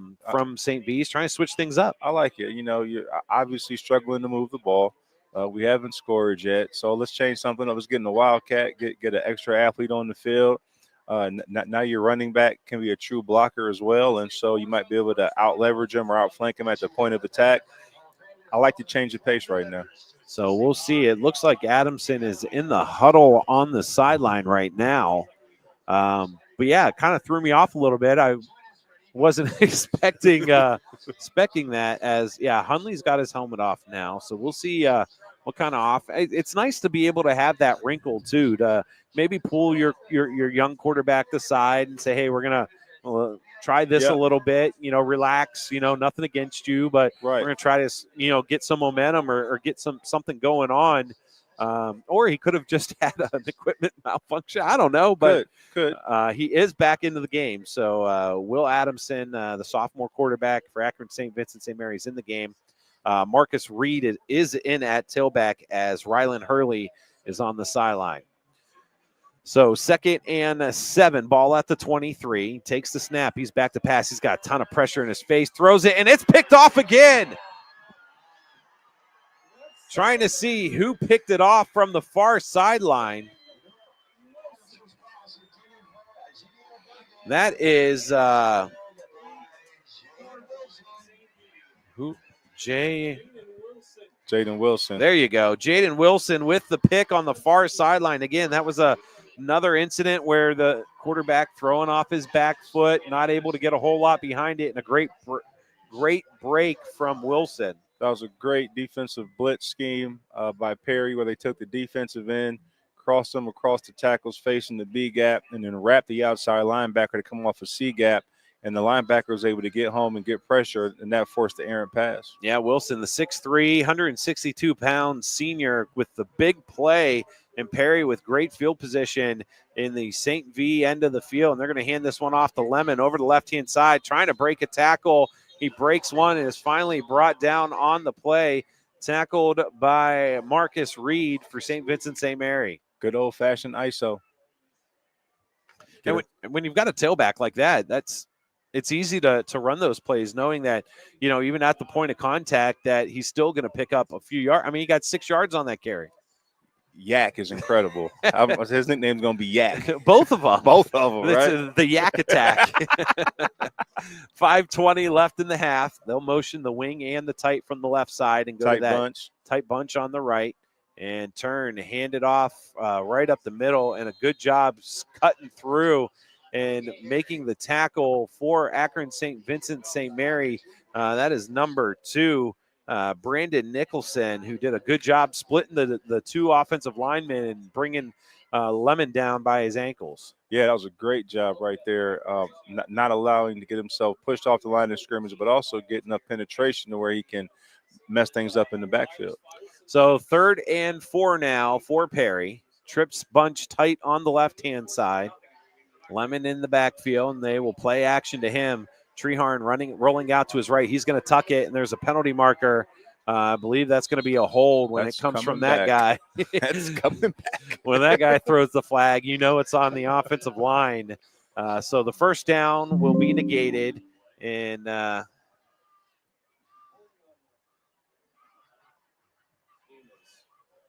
they try to run a boot concept, and the running back or the H-back couldn't see which one. Whoever was sealing that front side, he got his hands outside, and the old white cap song.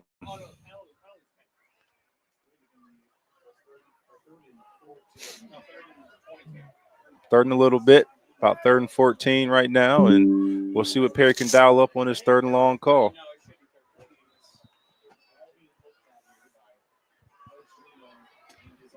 Perry's offense doing a check with me, looking to the sideline, getting the call. Looks like there's some confusion. They might get a timeout.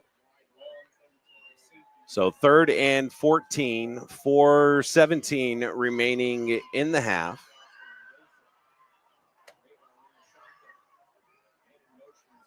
And they're going to hand this off over the right-hand side and going to lose yardage on the play. That was number 17 for Perry. There it is, Nazir Foster. I don't know if jet sweep into the boundary on 3rd and 14 was probably, the top choice in that situation. But but when it's 3rd and long, your playbook shrinks tremendously. So you're just trying to find a play to get yourself out of the hole. So 4th down, Perry will bring the punting unit out onto the field. And the punt is away and angled towards the sideline. And great punt. Beautiful punt. Took that hard right turn and out of bounds. And St. V will have the ball 1st and 10 at the 5-yard line. Well, you couldn't score, but you did a great job pinning them deep. I mean, it's all about field position. All about too, it. So. All about it. There's still plenty of football left, too. Especially the way Perry's defense has been playing. I mean, they got two turnovers in the last 2 drives. And now that St. V's back is pinned deep again. And so I know Perry's going to be pinning their ears back. So St. V's on the sideline, drawing up the play.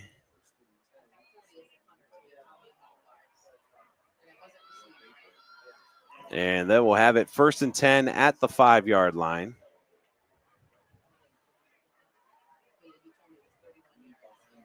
Two receivers to the short side left. Adamson in the shotgun. He's going to drop back to pass. He's got pressure in his face, throws it off his back foot. He's going to let it fly.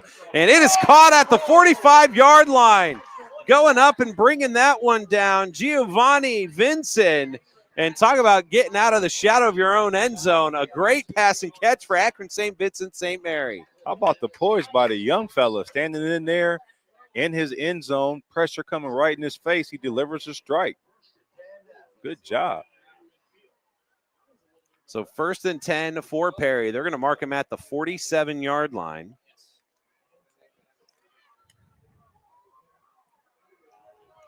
And they'll break the huddle, send 2 receivers to the left. Single wide out right, back to pass, and they're looking right in the middle, and it's caught across midfield. They went back to that little tight end pot pass, and having enough to get to the 45-yard line across midfield.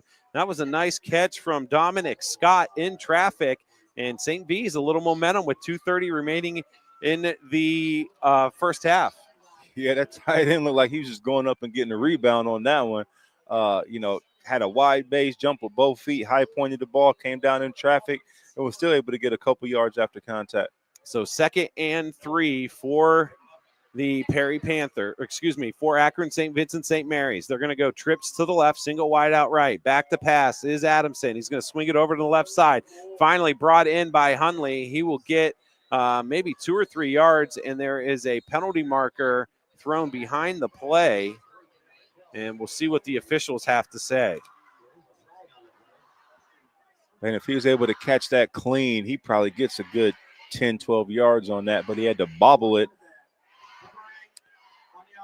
And again, another mental mistake for St. Vincent St. Mary's. That's an illegal block in the back by Janelle Baker. And that's going to push St. V's all the way back into their own territory at the 40-yard line. This the second thing that kills momentum behind behind turnovers is penalties. And you have great momentum. You got outside the shadows of your own end zone. You're in midfield. You're moving the ball. And you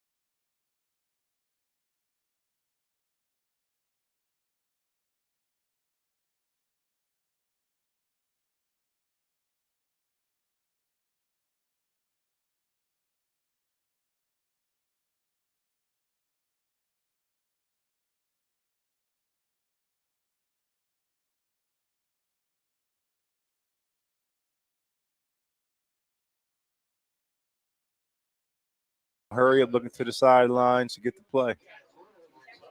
So second down for Perry. Back to pass. Throws it over into the right-hand side. Caught at the 40-yard line. Immediately getting out of bounds. Should be enough to pick up the first down. Depends on the spot. Yep, looks like it. Yep, giving him the first. Great job by the wide receiver recognizing the situation and getting out of bounds after he can get what he can get on the ground. So first down for Perry. 47 seconds left in the first half. Perry leads 23-0. Moving from left to right. Two receivers to the wide side right. Single wide out left. Man in motion now from left to right. Treharn in the shotgun. He's going to drop back to pass. Stepping up in the pocket. He's letting this one fly down the left-hand side and just overshoots the intended receiver. Yeah, you motion away. You got one-on-one coverage on the backside. You try to go up top on a 9 route, but good job with the cornerback staying in his hip pocket. See what Perry does on the second down. And they've got 42 seconds remaining in the half. 2nd and 10. They are at their own 41-yard line. Two receivers to the right, to the left. Man in motion now, and he's back to pass. Steps up, hits the slant route again. Caught, cross midfield. Down to the 45, still on his feet, falls down to the 43-yard line. Again, a great catch and run by Nazir Foster. That time, Akron St. V ran a safety blitz from the wide side of the field, leaving a big, gaping hole in coverage, and Perry was able to identify that and make the throw. Usually, if you're going to run a safety blitz or a corner blitz, you're going to do that to the boundary because you have the sideline as that extra defender, and you do it to the field, you leave a vacancy somewhere in the coverage. So timeout on the field. Perry takes the timeout. They've got one remaining. Got some scores coming in. We'll get to those at halftime. Boy, they've got a good one at Larry Karras Stadium between Louisville and Alliance. We'll get to that at halftime. We'll give you an update on that score.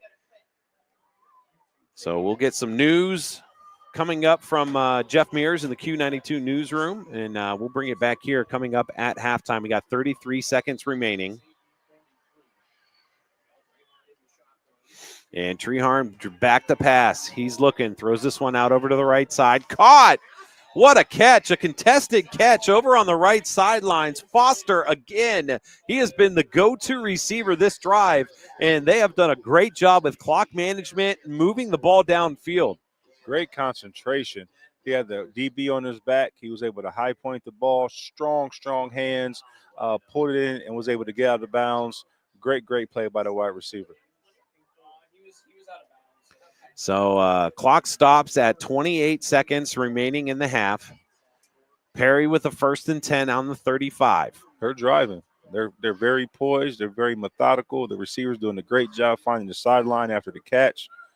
They got a rhythm. And Treharn's back to pass. He's going to step up in the pocket. Boy, he's got room over to the left. He needs to decide to run, and he just slings this one. He had Lemon wide open. I think that's a good incompletion, though. It saves your last time out. Lemon was right in the middle of the field. So I think that's a smart decision by your sophomore to kind of throw that a little high. Yeah, definitely. But I know he would love to deliver that to Lemon because there was about a 10-yard radius of the next defender around him in the middle of the field. So it'll be 2nd and 10, 21 seconds remaining in the half. Looks like St. V's in a cover 3. Could be cover 1, but they definitely have a one high shell. Treharn in the shotgun. 2 receivers to the left, 2 to the right. He's back to pass. Here comes pressure off the left side, and he's going to throw this one up. And I think a little miscommunication between Treharn and the intended receiver over on the far side of the field. And it'll set up a 3rd and 10 with 17 seconds left. That was a good job by the free safety staying over the top, especially in this situation. You don't let anything get behind you, especially when you're only about 35 yards away from the end zone. So right now, the free safety's kind of playing center field is what we call it, and he's got to let get anything deeper than him when the receivers are in their routes. So 3rd and 10 for Perry. Back to pass. Throws it over to the right sideline, and that's going to be incomplete. I kind of feel like in that situation, you have your one timeout left. At least try to get 3 before halftime. The middle of the field was open in that situation. It would have put you into field goal position. Now you're set up with a 4th and 10 and a little bit harder. But again, I think the whole field is open at this point with 13 seconds left in the half. Definitely, you still have your timeout. So definitely want to run something that's going to get you to the change. And if you do, either hurry up and spike it or call your timeout and get your field goal team on there. It looks like they're going to call a timeout right now and discuss it. Oh, interesting. Because now it takes away that middle of the field. Exactly. Where now you have to work at the perimeters with 13 seconds and no timeouts remaining. Yep, you either got to take a shot or you got to work the sidelines. So timeout on the field. This timeout is brought to you by Friends and Family Credit Union. It's time to bring a friend into the family. So, Coach, let's go into coach mode. 13 seconds left in the half. It's 4th and 10. You're at the 33-yard line. What are you trying to draw up here? Are you trying to draw for, an out route just past the first down marker? Are you trying to take a shot? I try to run a flood concept, maybe even run a flood concept to the short side of the field to get some levels. So if you do have a shot to the end zone, take it. If not, you'll at least be able to maybe run it out 10, 12 yards up the field and get the first down and get out of bounds. But I'm looking for some sort of double out route to the sideline. And Treharn that's rolling exactly out what they're to his doing. left, and they're running the wheel route. And that's going to fall incomplete. A lot of hand battling on the sideline, but they went with the wheel route, and it'll fall incomplete with 8 seconds remaining. And it will be a turnover on down, so St. V will take over 1st and 10. And if I'm them, I'm just chucking it up and seeing what happens. You're down 23 at this point. Do you go out and take a knee, or do you with the way things are going, go into your bag of tricks? No, with the way things are going, I'm getting out of half, and we're going to readjust some things at halftime. I told you, I'm really good at Madden.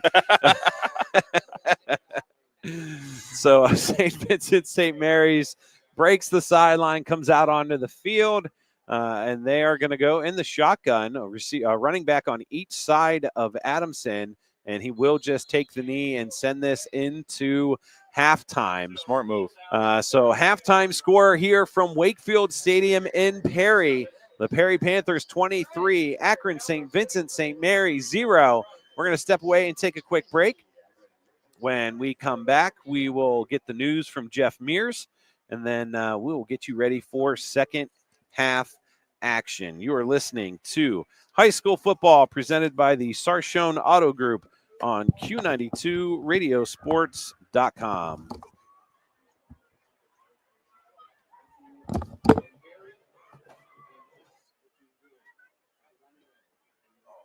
From the daily driver, a heavy hauler, to a high-end auto investment, the Sarshone Auto Group is one of Northeast Ohio's leaders with 6 locations: Sarshone Ford in Alliance and Randolph, Sarshone Chevrolet in Randolph and Garrettsville, Sarshone Chrysler Dodge Jeep Ram in Dalton, and the Sarshone Auto Gallery in North Canton. The Sarshone Auto Group. Find out more at sarshone.com, an official partner of the Cleveland Browns. From the newsroom, I'm Jeff Mears with this halftime edition of Q92 News. A man is headed to prison for a fatal shooting in Perry Township. 43-year-old Myron Johnson of Grafton was sentenced today by Stark County Common Pleas Judge Kristen Farmer to 16 to 21 and a half years behind bars. He was also given 2 to 5 years probation. Johnson pleaded guilty to charges of voluntary manslaughter, felonious assault, and having weapons under disability. He was initially charged with murder in the slaying of 57-year-old David Ward, but took a plea deal. Ward was found shot to death in his Lincoln Way East apartment in July 2024. When charges were filed in December, Johnson was in a state prison for a parole violation. A Canton man has pleaded not guilty to charges of killing his live-in boyfriend. An attorney for 34-year-old Daniel Matei entered the written plea today during his client's arraignment in Stark County Common Pleas Court. Matei was indicted Wednesday on charges including murder stemming from the slaying of Ryan Godby of Canton. He disappeared after leaving a nightclub on Cherry Avenue Northeast June 19th. Matei allegedly beat and choked him the following day. Godby's body has not been found. Police haven't released a motive. Matei is scheduled to return to court September 9th for a pre-trial hearing. The Highway Patrol is investigating a single-vehicle crash in Sandy Township that took a man's life. It happened just before 6 a.m. today on Route 43. 22-year-old Michael Weaver of Canton was northbound when his car went off the right side of the road, struck a tree, and caught fire near Indian Run Road. Bystanders pulled him from the vehicle. Weaver was taken to Alton Hospital, where he died of his injuries. Stark County's jobless rate sees a small increase. July unemployment was 5.4%, up from June's figure of 5.1%. According to Ohio Job and Family Services, it was 4.7% in July 2024. Carroll County's unemployment increased to 5.3%, while Columbiana County's was unchanged at 5.6%. In Mahoning County, the jobless figure rose to 6%, and Portage County's increased to 5.4%. Unemployment across Ohio was up to 5%. The Hall of Fame Village and the owners of Pizza Oven restaurants are dueling in court. Bear Management, which owns the restaurants, says it has exclusive rights to sell pizza in the village and says the village reneged on that promise. Bear Management says a deal was reached with third-party vendor AVI Food Systems, giving Pizza Oven exclusivity in the village. AVI is no longer the vendor, and the suit says the village has taken the position the exclusive supply agreement is unenforceable. The suit was filed in Stark County Common Pleas Court, asking a judge to terminate the lease. The restaurant opened in fall 2023. Work to replace a pedestrian bridge at Sippo Lake Trail is expected to be complete in mid-September. Stark Parks says the project will cost about $54,500. The repository reports money came from individual and corporate donations. A 40-year-old Canton man was charged with arson for setting a fire in March, which destroyed the walking portion and railing over 150 feet between Exploration Gateway and the Sippo Marina. The work will be done by Red Sun Construction of Wadsworth. Nimishillen Township trustees purchased personal protective fire gear Thursday. WDPN's David Schur reports. Using $14,667 of grant funds from the State of Ohio Fire Marshal, trustees approved Fire Chief Adam Gladys's request to get 4 sets of personal protective fire gear from Municipal Emergency Services of Warren, Ohio, for $18,555. Trustees also approved $16,580 purchase of asphalt from Allied Corporation. 3 quotes for a road and maintenance office's security system were discussed and tabled for further study. And they declared 5122 Glen Oak Avenue as a nuisance due to high weeds, grass, debris, and an unregistered vehicle. More news after this. The Q92 Sports Network brings you more high school football and basketball games than anyone else, by far. But did you know that you can go back and listen to our broadcast again? Simply go to the Q92 radio page on SoundCloud. We posted the games we broadcast for everyone to go back and relive. We have playlists filled with our high school football broadcasts from 2016 to this season. So go to SoundCloud now, follow Q92 Radio, and listen. And thank you for listening to all of our sports broadcasts of high school football and basketball on the Q92 Sports Network. A man who is a chaplain at Alliance Community Hospital has pleaded not guilty to 85 counts of pandering obscenity involving a minor. The plea was entered Thursday in Columbiana County Common Pleas Court by the attorney for 37-year-old Joseph Sabella of Knox Township. He appeared for his arraignment. A pretrial hearing is scheduled for September 19th. Sabella was indicted earlier this month. The Mahoning Valley Human Trafficking Task Force arrested him at his Stanley Drive home July 2nd. A search reportedly revealed thousands of images of children taking part in sex acts or in states of nudity. Sabella is on paid leave. A lawsuit filed against the Portage County Sheriff's Office by a Manaway police officer has been tossed out of court. The suit was brought by Miranda Brothers. In Wednesday's dismissal, federal judge Bridget Meehan Brennan cited non-compliance of court orders by Brothers and her attorney. The case was dropped without prejudice, meaning it cannot be refiled. A deputy reported Brothers left her 5-year-old child in the care of a known sexually oriented offender at a village apartment on New Year's Day 2024. She was placed on paid administrative leave. Brothers accused Sheriff Bruce Zukowski and arresting deputies of filing a complaint that contradicts sworn testimony of deputies who observed the child and continuing the case after deputies found no evidence to support the allegations. A child endangering charge was dismissed in July.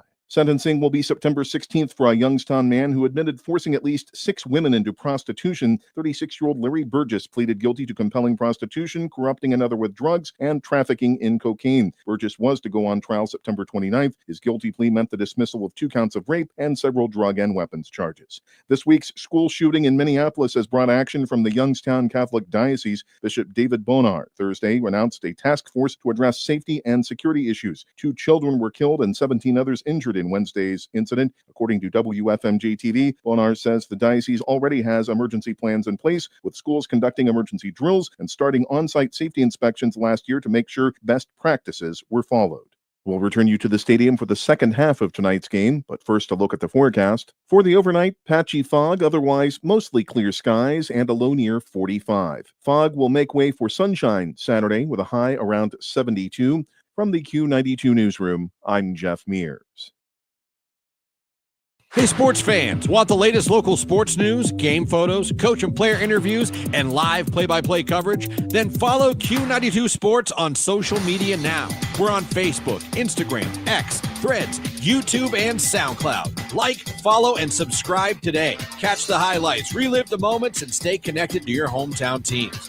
Q92 Sports, your home for everything local sports. Real teams, real action, real coverage. Follow Q92 Sports on social media.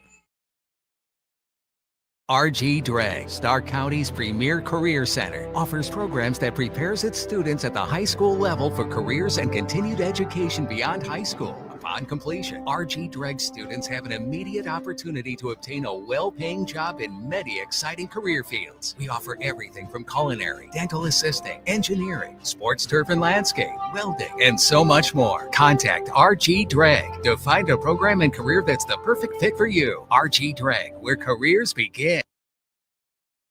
Missed the big game? Don't worry, Q92 has you covered. Check out our SoundCloud page where you can relive every exciting moment. From high school football, basketball, baseball, and softball to Mount Union football and basketball, we've got it all.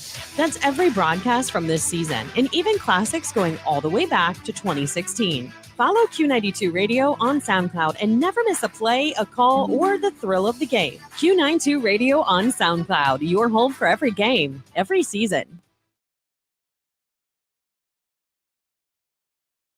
It's time for Purple Raider football. Catch every snap, every score, and every big moment all season long on AM 1310 WDPN. This year, it's even easier to follow the 13-time national champion Mount Union Purple Raiders. Listen live on AM 1310, the WDPN Facebook and X pages, and streaming on the Q92 YouTube channel. Sam Berkwin and Ryan Bevere are back in the booth, bringing you all the action. Don't miss a minute of Mount Union football on AM 1310 WDPN. This is head coach Spencer Lino from the Perry Panthers. You're listening to high school football on the Q92 Sports Network. And welcome back to Wakefield Stadium halftime score. Perry Panthers 23, Akron St. Vincent St. Mary's 0. You just heard the promo there for Mount Union Purple Raider football. The Purple Raiders will kick things off next Saturday, not tomorrow. The following Saturday, 1 o'clock start for their first two games at Karras Stadium. Is it Karras Field or Larry Karras Stadium? I think it's Larry Karras Stadium. I think so. Be on the lookout for Purple Raider football. Sam Berkwin and Ryan Bevere will be working with that. They play week 1 and 2, and then they've got a bye week, and then they play out the rest of the year. We'll be looking forward to Purple Raider football this year on AM 1310 WDPN, Q92 YouTube channel, and it'll be on the AM 1310 Facebook page and the AM 1310 Twitter page. So there's lots of places to catch the 13-time national champion. And I was watching the Akron game last night, and the head coach from Wyoming is a Mount Union guy as well. So that tree is big and long. Oh, my gosh. It's unbelievable. The coaching tree is huge. I mean, you can't come to Perry Stadium and not mention Matt Campbell. Right. You can't. And he's just one of many Perry legacies as well as Mount Union legacies. And so very, very ecstatic that tomorrow is the official kickoff to the college football season. Very excited. Last night we had some great games. Local talent, Dante McClellan, premiering for Missouri University, gets an 80-yard pick six. You have YSU and Bowling Green winning. Ohio U almost knocks off Minnesota. So things are already underway in the college world, and so far it's been some really good football games. It has been. It was a lot of fun just to sit back and relax and watch college football on the TV last night and all over the place. Speaking of the area athletes, let's jump in and check in some of the scores for the area. Oh boy, we had we had Jackson last week. And Mulliman hurt his ankle in the first quarter. Sophomore Anthony Corsi has been running quarterback for the Polar Bears, and it's been a tough go for Jackson as they are trailing Fitch 34-3. Wow. So, we saw Jackson last week and Mulliman come in and how well he played, and that Jackson team looked. Muller money. That's what I call him. Muller money, because he was on the man. He looked good. Yeah, so he suffered an injury in that first quarter. It's 41-3. Fitch over Jackson with 40 seconds left in the second quarter. So they're just about to get to halftime. Halftime between Lake and Boardman. The Blue Streaks 28, the Spartans 14. The Fighting the Georges. All right. There you go. In North Canton, Hoover 35, Medina 10. Okay. Let's see where we got. Halftime, Louisville 21, Alliance 13. Good game. That's a really good game. Two programs who Louisville's, making their way back and continuing to improve year in and year out now that they've had some stability at the head coach. Right. And the Aviators, Coach Goodman's been there, and J.R. Jackson at quarterback. That's a good one. Yep. That's over on our sister station, AM 1310 WDPN. Tonight's game as well, you can listen to on the Q92 Sports Facebook page. So if you're listening to that, and the Q92 Sports X page. So if you're listening to that as well as the Q92 YouTube channel, we appreciate you guys who are tuning in tonight. I'm Ryan Keller, of course, the Coach Antonio Hall here with me. See if we can get some more. Halftime, West Branch 7, New Philly nothing. Okay. Trying to get caught up on some scores. CVCA 35, Canton South nothing. That is at halftime. Wow. So, yeah, we'll look and I'll see if I can pull up. You said McKinley was just getting underway at 8 o'clock. 8 o'clock kickoff tonight. They had some sort of event going for this weekend is the National Black College Football Hall of Fame induction ceremony. They have the game as well on Sunday, and tonight they're doing something over at Vincent Stadium where they're having a double header. Two teams from New Jersey are playing two local teams, and McKinley had the 8 o'clock kick. Oh, nice. Yep. Yeah, we gave away a bunch of tickets to the Black College Football Hall of Fame on Q92 throughout the week. And if you get a chance to go down there, if I wasn't going out of town, I'd definitely go down there. It's a great time. I had a chance. I went to a Notre Dame game, was it last year or the year before? And they opened up, or they were playing an HBCU team. It was the first time an HBCU team had ever played in South Bend at Notre Dame Stadium. Oh, very cool. I actually think Eddie George was the coach. Oh, Tennessee State? I think that's who it was. Okay. Yeah, I was at that cool. game against Tennessee State. And I got to tell you, we were in the one corner, and right above us was Tennessee State's band. I've never been more entertained in my life. Jam, don't they? I love it. And I know they're doing like a drumline band off for the Battle of the Bands this weekend as well down there. You can't beat a band show at a black college football game. You just can't. You can't. I mean, the entire stadium gets involved. Oh, and man, they're in the stands rocking. I mean, it's just a great time. Yeah, we had some friends invite us out of town this weekend. So first thing tomorrow morning, I got like a 2.5-hour drive. So unfortunately, I will not be able. But next year I'm definitely marking it on my calendar. Love to go down there and check that out. And two good teams facing off against each other, and Tom Benson Hall of Fame Stadium. I mean, it's just it's a really, really awesome place. It is. And there's a lot going on in Stark County this weekend. We got the Stark County Fair happening this weekend. Excited for that. So a lot going on in Stark County. And if I'm not mistaken, where are we next week? I think we might be. It's the following week. So next week we're going to be in Warren. We might have to hit up good old Buena Vista Cafe. We will be there. Sunrise Inn before we are there before the game. Best chicken in Northeast Ohio, and it'll be a great test because we have the Perry Panthers again next week as they are taking on Warren Harding and Coach Matty Rich over there with the Raiders. And my old wide receiver coach when I played, Coach Radich, is the wide receiver coach over there at Warren Harding. So we will be at Mollenkoff Stadium next week for that matchup. Fun place to play. the following week. What's it going to be like for you the following week when we're at McKinley and you're up in the press box instead of down on the field? I know it's going to be weird. It's going to be surreal. But I tell you what, I do know the scouting of the players, so so I won't have any unfamiliarity with the personnel on the field. We got the inside scoop for that game. Looking forward to that, as well as we're getting ready for second half action. Still about 3.5 minutes. The bands are out on the field here at Wakefield Stadium as we get ready for the second half. We're going to step away and take another break, and then when we come back, I'm going to see if I can find some more local scores and see if there are any updates for the McKinley Bulldogs, and try to get a Massillon score and some more local teams in the area. So we're going to step away. This is high school football presented by the Sarshone Auto Group on Q92 Radiosports.com. Halftime, Perry 23, St. Vincent, St. Mary's nothing. When we come back, it should be close to time for the second half kickoff. It's high school football presented by Sarshone Auto Group on Q92 Radiosports.com.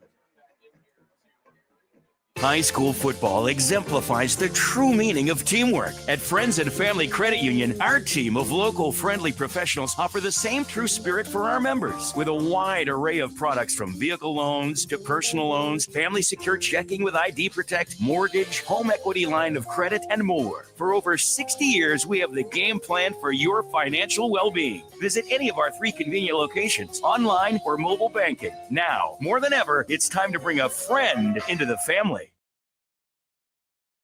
Looking for your home for local sports? Head over to Q92Radiosports.com, the official website of Q92 Sports Network. Catch every live broadcast of high school games and Mount Union sports. Stay up to date with the latest local sports stories. Check scores from around the area and never miss a game with our full broadcast schedule. It's everything sports all in one place. Q92Radiosports.com, your local sports connection. When it comes to sports, Sam Berkwin brings the heat. Catch the Sam Berkwin Show weekdays from 3 to 6 p.m. on AM 1310 WDPN and streaming live on the WDPN Facebook and X pages, plus the Q92 YouTube channel. From the Browns to the Buckeyes, the Guardians, Cavs, and your local high school teams, if it's making headlines in the sports world, Sam is talking about it. It's the local sports talk you want. The Sam Berkwin Show, weekday afternoons on AM 1310 WDPN. This is head coach Spencer Lino from the Perry Panthers. You're listening to high school football on the Q92 Sports Network. And welcome back to Wakefield Stadium as we get set to wrap up halftime here as the teams make their way out onto the field. I saw 13-0. McKinley trailing early. 14 now. Oh, was it 14? Trailing in that game. And there's got to be a better way to get these high school scores. Let's see. We have a score from Tiger Town yet? I'm going to try to pull it up right now. They are playing Glen Oak, correct? Yep. It is 44-3 at halftime. The Tigers on top of the Golden Eagles. That's a tough one. I tell you what, I was at the Glen Oak Massillon freshman game last night, and both teams really impressed me. If Glen Oak can keep that class together, I mean, they have enough size, they have enough speed. The quarterback looked good. It was 29-20, and Glen Oak had every opportunity to win that game. So, but very impressive game for both those freshman teams, and future is bright for both programs, it looks like. And you'd like to see Glen Oak get back to being Glen Oak. Definitely. You know, Coach Garcia left that program in top-notch shape, and now he's trying to rebuild it back up after a couple down years. And talk about a down-to-earth coach who knows his X's and O's. I love Scott, man. He's a coach's coach, a player's coach. He, like you said, he's a real guy, down to earth. He gave me my start in the coaching business, so I have tremendous respect. My brother Spiro Spondil, who was a middle linebacker during the height of his run as head coach, thinks the world of him. I just can't say enough good things about Coach Garcia. Yeah, he's a straight shooter, Oh yeah, tells you how it is. He doesn't sugarcoat anything. Like if they're having a bad game and you ask him, coach, he's like, yeah, he would say, yeah, we're not doing good. Right, like, right. Yeah. And then that's awesome to have from a coach too. You don't want a coach who sugarcoats anything because at the end of the day, that does nothing for your team. It does nothing. It does nothing for you as a player. Yep. It does nothing for you for your team. He definitely calls a spade. One of the many things I respect about him. Yeah, I had a Malvern score. I got a chance to cover a Malvern playoff game last year, and boy, I tell you what, for a small school, that atmosphere and at that stadium with those fans, I've never been. It was a lot of fun. To call the Hornets last year in Malvern. Unfortunately, they are currently trailing 21-6 to Martin's Ferry. Okay. I've been trying to go through and find, for some reason, none of the local scores are. I know where to go. Hold on. This is great radio, by the way, so appreciate y'all listening. Some scores are negated because of the infamous hand, foot, and mouth diseases going on. There was now. another was it another Akron team this week canceled. Was it Akron game. Garfield? That's in our text chain. I think it was Akron Garfield. All the commentators. Revere confirms 2 of its players contracted hand, foot, mouth disease, but claims Garfield backed out of the matchup despite the rest of the team being healthy. But I did hear that when hand, foot, mouth is as most contagious is when there are no symptoms. Wow. So I don't blame them one bit. You want to keep that's these ugly athletes to get healthy, and it's I would 100% make that same call. Yeah, because that's a miserable existence when you have that. All right, let's see here. Mogador 14, Central Catholic 7, Minerva 13, Crestwood 0. Okay, Coach Slates, baby. His first win over as the head coach of the Minerva Lions. Fitch 41, Jackson 3, Maslin 44, Glen Oak 3, Tuslaw 28, Chippewa 7, Hoover 35, Medina 10, Fairless 21, Waynedale 0. I was about to ask about Fairless because they looked good last week. Yeah, Manchester 27. The young Sandy Valley Cardinals are 27-0. Northwest 28, Marlington 0. Wow. McKinley trailing to St. Augustine Hermits 14-0. St. Thomas and Valley Christian, I don't know if a score has been put in for them. It's both 0-0 in the first quarter, so I think that one's a little behind. East Canton 37, Wellsville 0. Okay. Coach Spider. Man, Coach Spider's another guy that Right. Man, listen. You talk about somebody who will tell you how it is. Right, for real. 100%. I love that man. All right, so we're about to get ready. Back to action here at Wakefield Stadium. Perry 23, St. Vincent, St. Mary 0. Third quarter action just to get underway. This is the first time we've seen St. V's kick off, and it would not surprise me if one of these two guys breaks a big one here for Perry. Yeah, I would try to keep this on the ground if possible if I was St. V. And the run up and the kick, and he's going to kick this, field it at the 10-yard line, across the 20, 30, cuts it back, 35, still on his feet all the way out to the 40-yard line.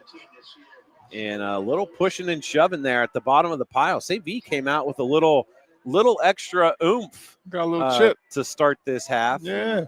That was returned by Nazir Foster for the Panthers. And they will have the ball 1st and 10 at the 40-yard line. How impressive is Foster? Man, as a receiver and return man, I mean, he's an electrifying athlete. He had the pick six. Oh, he's right. He had the pick six. Yeah. He's having a game. He is having himself a game. And the Perry Panthers break the huddle. They're on the right hash, moving from left to right. 2 receivers to the left, single wide out to the right, back to pass, throws it over into the right side, caught at the 46-yard line. That is Jaden Wilson. That cornerback was giving that receiver all kinds of cushion. Great job recognizing by the quarterback and taking what the defense gives you. So pickup of 7 on the opening play of the second half. And Treharn back to, no, he's going to hand this one off right up the middle and close to the line again. They might be a yard short of the first down, so it'll set up 3rd and short. Did we figure out if that's Connor Shepard or not? I think it is. I sincerely think, as a coach who dealt with this, when you deal with alternate jerseys and things you don't normally wear, sometimes there's a ripped jersey or numbers messed up. You got to throw in another one. I think he just had to put on another jersey. I'm gonna listen for the PA announcer after. I Good imagine call. they're gonna hand it off to him. We'll see if we can find out who this number 20 is. The mystery man. And they hand it off on the right-hand side. He loses the football, and it is picked up by Perry.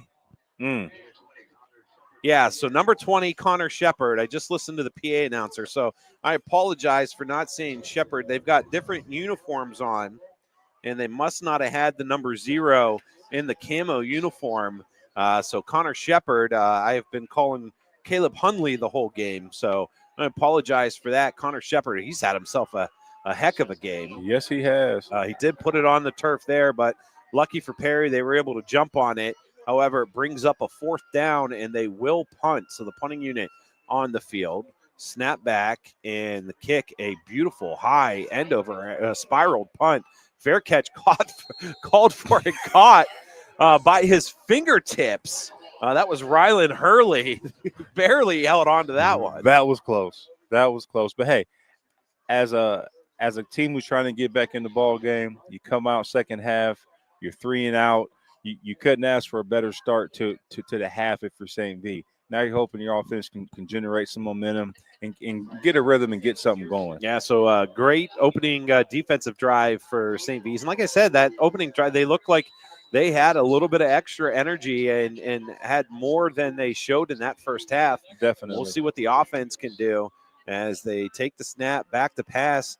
Is Adamson. He throws, and it's picked off, and that's going to be straight to the house for a score. Miscommunication, and running it in for the 40-yard touchdown on the pick 6.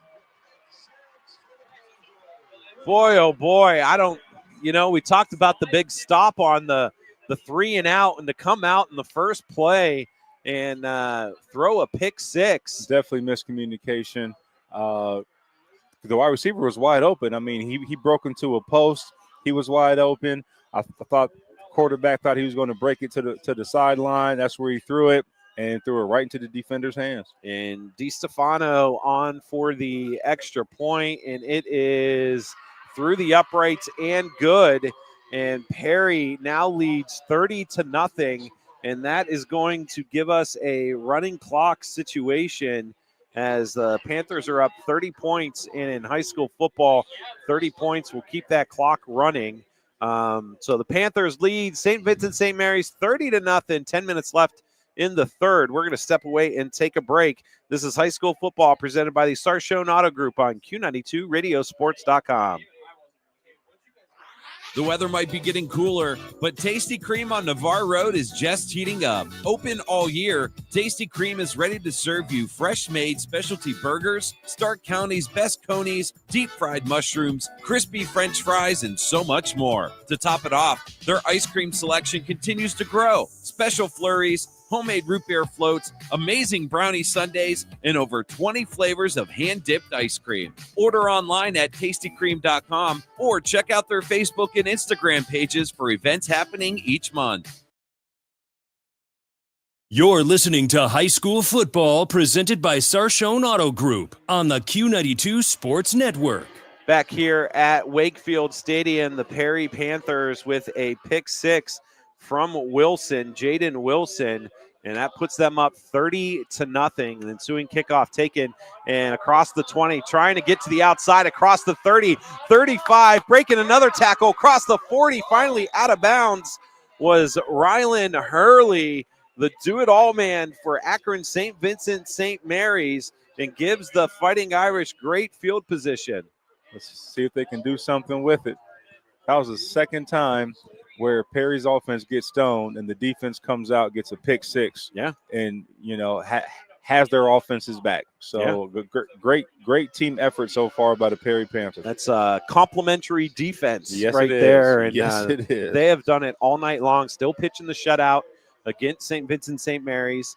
And I imagine the starters will maybe play the rest of this quarter, and then we'll see a lot of other guys, which is going to play havoc for our roster sheet. Even better. So a little end around for St. V's. That's taken by Brandon Nicholson, and he'll pick up 2 yards on the carry. Does that go in the books as a reception then? Yes. So yes, 2 yards on the reception. It'll set up a 2nd and 8 for St. V's. And as I mentioned, running clock, 8:20 remaining in the third quarter. That was a great job by the outside linebacker coming up and setting the edge and making that play go up inside of him into where the pursuit's coming from the defense. So 2nd and 8, ball on almost right in the middle of the field. Trips to the left, single wide out right.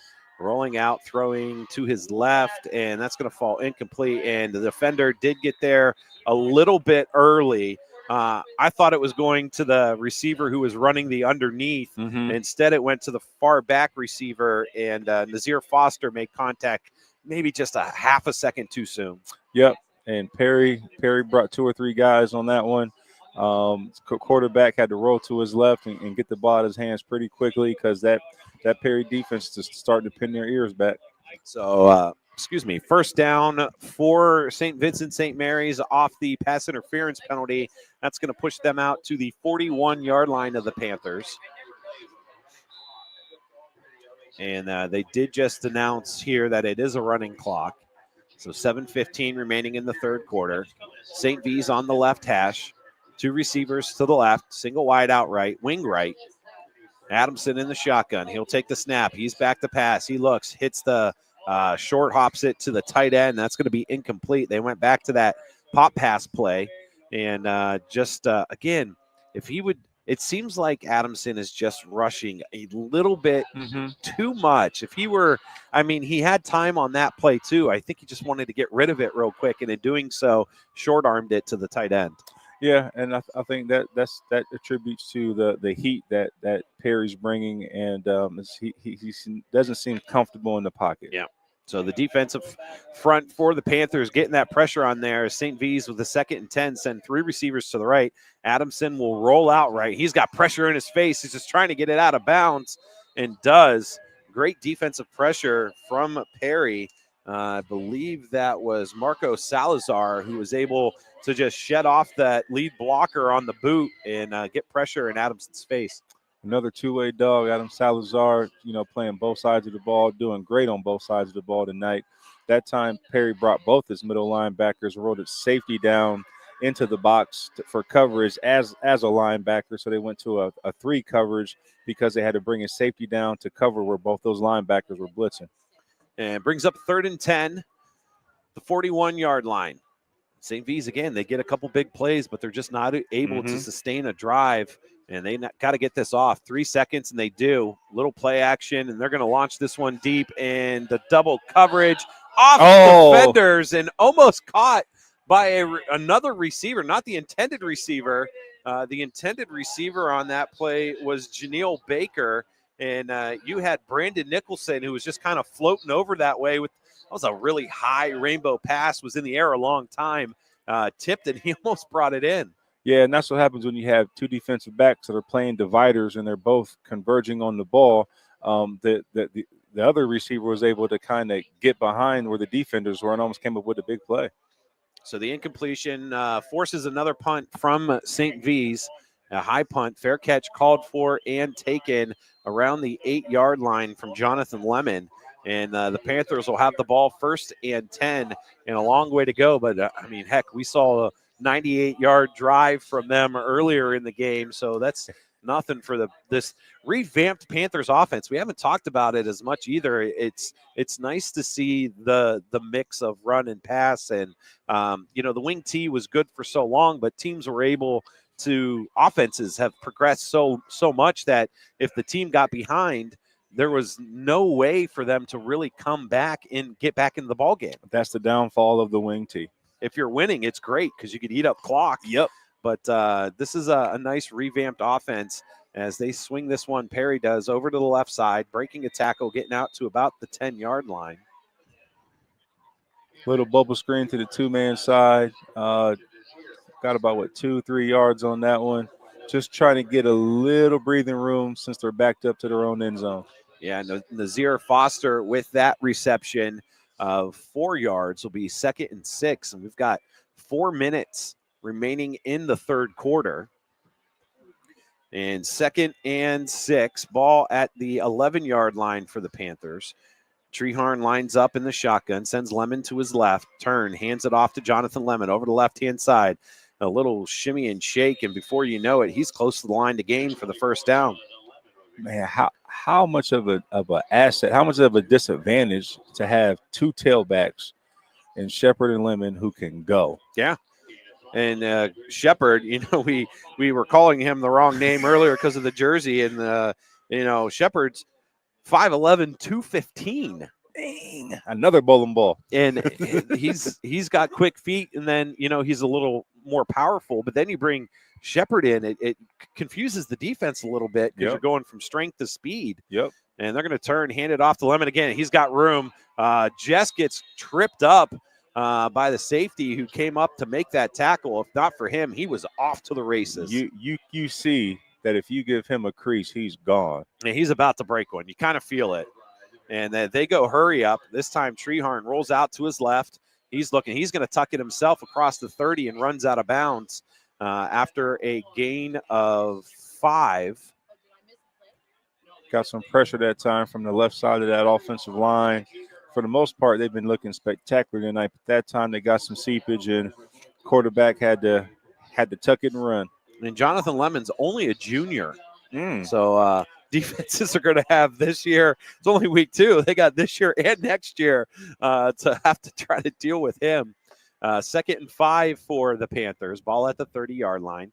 They're lined up on the left hash, moving from left to right across your radio dial. Treharn back to pass, throws it out into the right flat.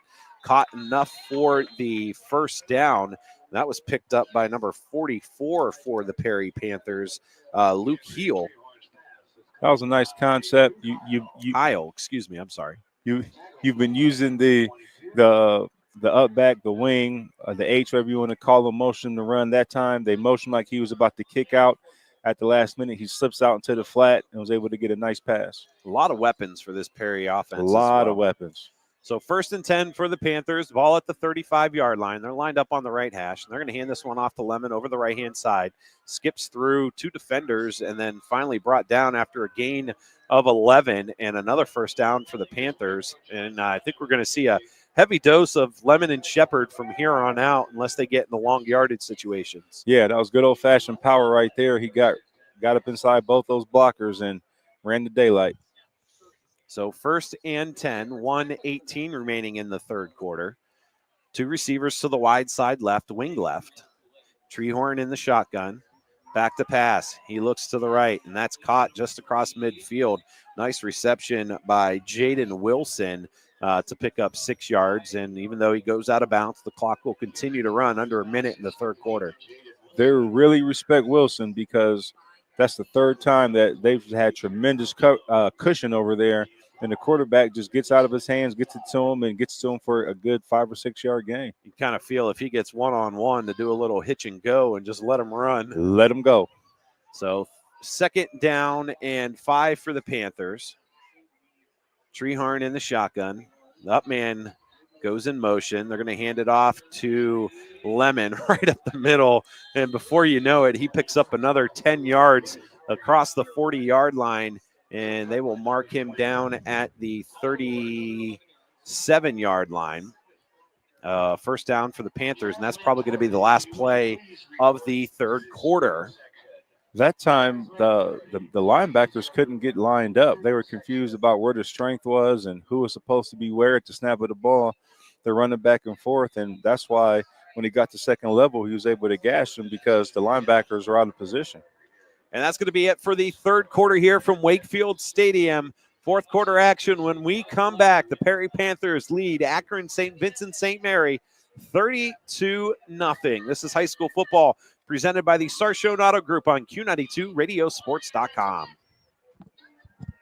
RG Dreg, Stark County's premier career center, offers programs that prepares its students at the high school level for careers and continued education beyond high school. Upon completion, RG Dreg students have an immediate opportunity to obtain a well-paying job in many exciting career fields. We offer everything from culinary, dental assisting, engineering, sports turf and landscape, welding, and so much more. Contact RG Dreg to find a program and career that's the perfect fit for you. RG Dreg, where careers begin.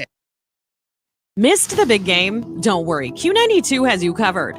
Check out our SoundCloud page where you can relive every exciting moment. From high school football, basketball, baseball, and softball to Mount Union football and basketball, we've got it all. That's every broadcast from this season, and even classics going all the way back to 2016. Follow Q92 Radio on SoundCloud and never miss a play, a call, or the thrill of the game. Q92 Radio on SoundCloud, your home for every game, every season. And welcome back to Wakefield Stadium. As we come back, St. Vincent St. Mary's takes a timeout. So we're going to have a what's that? So I'll be hot right now. I'm hot. If we just come out of a quarter break, and we don't have the right defensive personnel on the field, and I got to burn the timeout, I'm hot. Like, there's no excuse for that. We had 4 minutes to get our guys together, get our play called, get on the field, and they got to call a timeout because they only had 10 guys on the field. I know Coach Grant is steaming right now. So timeout on the field, especially when, it hasn't been the greatest game for Akron St. Vincent St. Mary's. They're a young team. They're still, trying to find their rhythm, and having things like that definitely aren't helping that rhythm. Not at all. Not a bit. So back to action as Perry breaks the huddle after the timeout. And Treharn back to pass, throws it over in the left flat. That is caught, making a man miss now across the 30, 25, and driven out of bounds. And that was a little extracurricular, if I might say so myself, but a nice catch and run from Nazir Foster. Man, he is slippery. I mean, the defender had a position to make the tackle for a minimal gain. He slips out and then outruns the next defender and is able to get 10, 12-yard gain. Good job. So a first down for the Panthers, ball at the 26-yard line, 1st and 10. And we are in the fourth quarter, 11 minutes remaining in the ball game. Perry trying to go on to 2-0. So they send Lemon to the right of Treharn in the backfield, and they hand it off to Lemon over the left-hand side, and he's so shifty. Breaks the tackle at the 10, all the way down to the 5-yard line. What a run by Jonathan Lemon. That was power again. They just took the H-back, ran him across the formation that time as the kick out. The guard wrapped up, and, man, there was a hole the size of – it was a hole. So the Panthers inside the RG Drag red zone. 1st and goal from the 6-yard line. They've got 2 receivers spread out to the wide side. Wing 1-and-1 off the right tackle. Single wide out left. Lemon to the left of Treharn in the backfield. Now the wing moves from right to left. They're going to hand it off to Lemon. Shifty, fighting all the way into the end zone, standing up. Jonathan Lemon made contact about the 4-yard line and just powered his way into the end zone for the Panther touchdown. He drug about 3 dudes into the end zone. Those feet never stop moving, legs never stop churning. Great second effort, showed grit, showed toughness. Power again behind that big offensive line, who's doing a great job tonight. Perry's rolling. And the extra point is up, and it looks like it's wide right, and it is from Bryce DeStefano. And the Perry Panthers lead 36-0, 10:07 remaining in the ball game. And, seeing this offense out here and the way that they've played tonight, they are very balanced too. They've got 2 really good running backs. They've got a young quarterback who you're not asking him to do too much. You're putting him in positions where he doesn't have to try to win the ball game. All he has to do is minimize mistakes, and he's doing that because he's got so many shifty, quick receivers. You don't even have to throw the ball downfield. No. You just get it into their hands within 5 yards of the line of scrimmage, and they're picking up 10 and 15 yards a pop. Right, and then you have 2 or 3 running backs too that you get involved in the pass game. So A lot of weapons, a lot of versatility with this offense, and they look great tonight. And I think Coach Lino is doing a great job of managing and balancing all that. And we haven't even talked about really much about their defense. Pitching a shutout here. They've got 2 pick sixes today, another interception. They're always around the football. And Perry this year, I know it's early. It's week 2 going up against the down St. Vincent St. Mary's team. But, I mean, this is what you would expect exactly when you're playing someone who is struggling a little bit. Right. You never want to play. I won't say down to the competition, but you don't want to have a letdown when you're going against a team that is not on your level. Like Notre Dame does at least once a year. Once a year, they find a way to lose to a team that they should never lose to. They're not the only ones. I mean, that's a tough thing too. Is to find ways to incentivize why you should go out there and play well when your guys know that, hey, we should go out there and beat this team. Because when you start thinking like that, that's when you get tripped up. And that starts at the top. That starts, that first day of practice leading into that game. Obviously the coaches watch film and they scout, but it's still finding ways to motivate your team. And Coach Lino has done a great job this week. Phenomenal job. Let's check in some scores here real quick. CVCA 42, Canton South 7, West Branch 14, New Philadelphia 0. As Adamson is going to get pressured on this next play. Just have to throw it away. There is a penalty flag.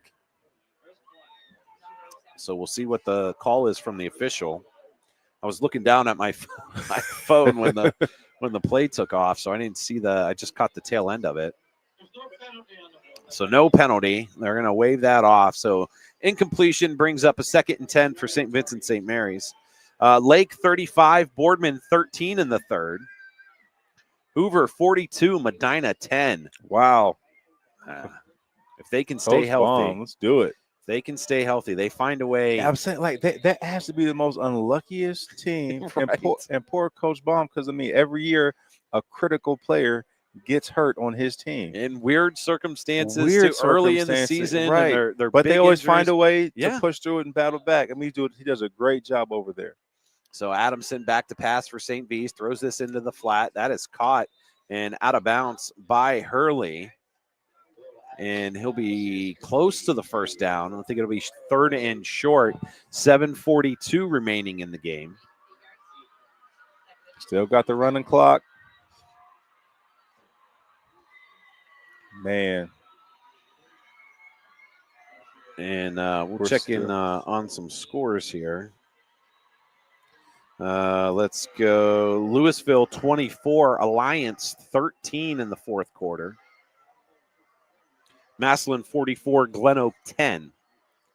So 3rd down for the Fighting Irish. Adamson, he's got pressure. He's going to roll out to his right, has nowhere to go. Nobody open downfield, just runs out of bounds, and he will lose, 5 yards, 6 yards on the quarterback scramble in the punting unit for St. Vincent St. Mary. Will come back out onto the field. Unfortunately, that was his best option in that play because, I mean, it was tight coverage down the field. Everyone was buttoned up. What you don't want to do is see a young guy try to force it and end up throwing the pick. So sometimes you just got to take the 6-yard loss and punt it, but it's better than turning the ball over. And Hurley on to punt for St. Vincent St. Mary's. And a high end-over-end punt will bounce and take a good roll. And that's fielded, picked up by the return man for Perry. And boy, does he take a hit at the end of that run. Holy cow, I believe that was Foster who picked that up as it was bouncing and took a lick at the end of that one. He did, and that's one of the things you have to be willing to take if you field the ball late because, you know, your blockers have already kind of let up because they feel that you're going to let it, you know, you're just going to let it die, and then you pick it up. So you better keep your head on the swivel if that happens. So that will be a 1st and 10 for Perry. Ball at the St. V's 42-yard line. And I believe we got a different quarterback, different running back in the ball game right now. And they hand this off over the right-hand side. And a great run. I'm going to have to hear what the PA announcer says. Another power. Good old-fashioned power. I believe that was that So that's number 31, Brock Bolin, the 5'5", 140-pound sophomore who just had a heck of a run, sure did. picking up 9 yards. And he stays in the game, and they will hand it off to him again, and a little stutter step. And, boy, that's a tough physical run for comparatively a small running back. Right, but he got the first. He did. He's first. a heavy runner, and they will pick up the first down and move the chains. And it looks like they wanted to go a little hurry up there, too. Trying to see who You're only up 36. Who the quarterback is. Well, for these guys, it's 0-0. They didn't score anything. They want to go out and they want to try to earn PT and get in there and make some stuff happen. And we're going to have a injury timeout. There's a player down for St. Vincent St. Mary's. Hopefully it's just a cramp. I think that's what it looks like. Let's see, who would that other quarterback be? It might be Cody Schaefer. I don't know. I can't. When the sun was out, it was easier to see the jersey numbers than when the sun went down. It makes it so much more difficult to see those numbers. But we'll jump into the scoreboard here. Let's see. Tuslaw 28, Chippewa 7. Fairless 28, Waynedale 0. All right. Manchester 34, Sandy Valley 7. Lake 41, Boardman 14. Wow. Fitch 41, Jackson 3. Let's see. Northwest 28, Marlington 0 as they hand this one off over the right-hand side. And he will get down to the 25-yard line. Another good, tough run. Perry's in her 4-minute offense, just trying to keep it on the ground. Looks like another guy's down for Akron St. Vincent St. Mary. And they picked up, I believe, 6 yards, maybe 7 on that carry. Lake just scored again, 48 to 14, the Blue Streaks. Pouring on the gravy. Big news this week. America's favorite couple gets engaged. Travis Kelce and Taylor Swift. My 4-year-old son is heartbroken because he's a Swiftie and Taylor's his woman too. He was. Well, I was thinking, and I was like, oh, the Chiefs play on Friday next. Was it next week? Next Saturday? Halftime. McKinley is trailing 14 to nothing. Okay. But they play next Saturday.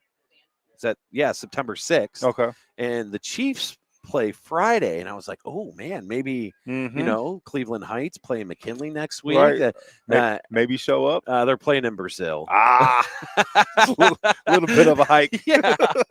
I was like, even though it's a Friday, I don't think he's flying from Sao Paulo, Brazil, to Tom Benson Hall of Fame Stadium to see Cleveland Heights play on Saturday. But how cool would it be if he did? It'd be really cool. I mean, I wonder if Jason might be in town. Come through. Hey. There's some really cool people who are going to be at that game as well. There's 3 games going on. Glen Oak will play the early game, and then I don't remember who's playing the middle game. And then McKinley will play the night game against Cleveland Heights. Yep. But I saw Dan Deerdorf's going to be there. Yeah. Did I see Marion Motley's going to be there? Well, Marion Motley's passed away. Oh, he did. Yeah, I didn't know that. But they'll probably have a representative. I saw his name in the article I was reading. So I'll have to see if I can find it as they're still tending to the young man from St. Vincent St. Mary's. I'm going to do some Googling here real quick and see if I can find some information about it. You never know who you're going to see at Tom Benson. I mean, last year we had Coach Trussell come through. He was there. You had Bernie Kosar hanging out. There's always somebody hanging out at Tom Benson Stadium. Let's see here. I forget even there's a name for that whole weekend. Yeah, I forget what the Hall of Fame's calling it, but what they're doing is they're taking teams in Ohio who have Pro Football Hall of Famers from their program, and they're matching up against each other. And so, obviously, Dan Deerdorf being Canton Glen Oak, Marion Motley, Kent McKinley. And so there's a lot of professional tradition here in Ohio. Also, I feel so dumb. Why? Because I was like, Marion Molly's going to be in. No, dummy. Nah, man. It feels so stupid. But with Ohio being, I think the hub of tradition, especially professional football. I mean, it says Florida and Texas and blah blah blah blah blah. But I mean, Ohio. When you talk about the amount of players, the amount of coaches, the amount of front office people who come in the NFL who come from right here in Ohio, no one else comes close. Yeah, let's see here. Because there were some really cool names that were going to be there, and I'll have to get some more information. Oh, here we go. Is this it? Nope, that's not it. Kicking off the NFL next season, we're going to have a couple local guys on some NFL teams. Harold Fanning Jr. for the Cleveland Browns, Dominic Robinson, defensive end for the Chicago Bears. So keeping that NFL legacy and tradition alive from right here in Stark County. Yeah, Robinson going from quarterback to wide receiver to defensive end. How about that? Yeah, and finding a way and keeping himself going into his fourth year. And yeah, man, I mean, I'm so proud of him. He works tremendously hard.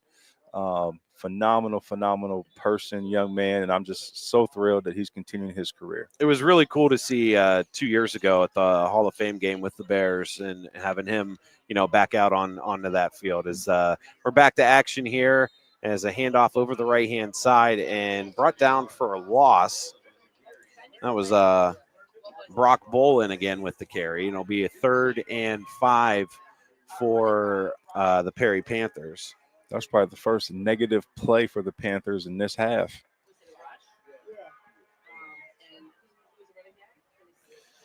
We have 3 minutes and 50 seconds remaining in the ball game. I found what I've been looking for. All right.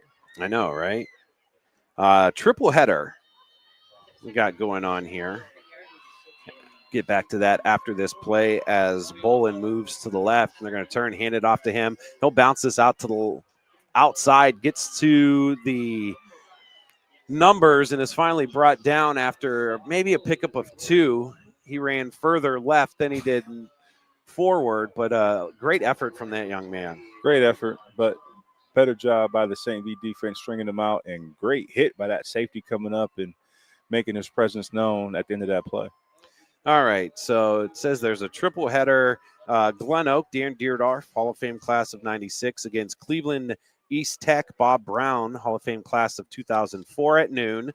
And then 2 rival schools from Pittsburgh Central Catholic, home of Dan Marino, class of 2005, and Woodland Hills, home of Jason Taylor, class of 2017 at 3:30.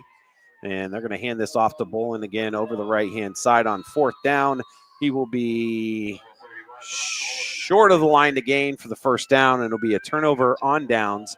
Akron St. Vincent St. Mary will take over.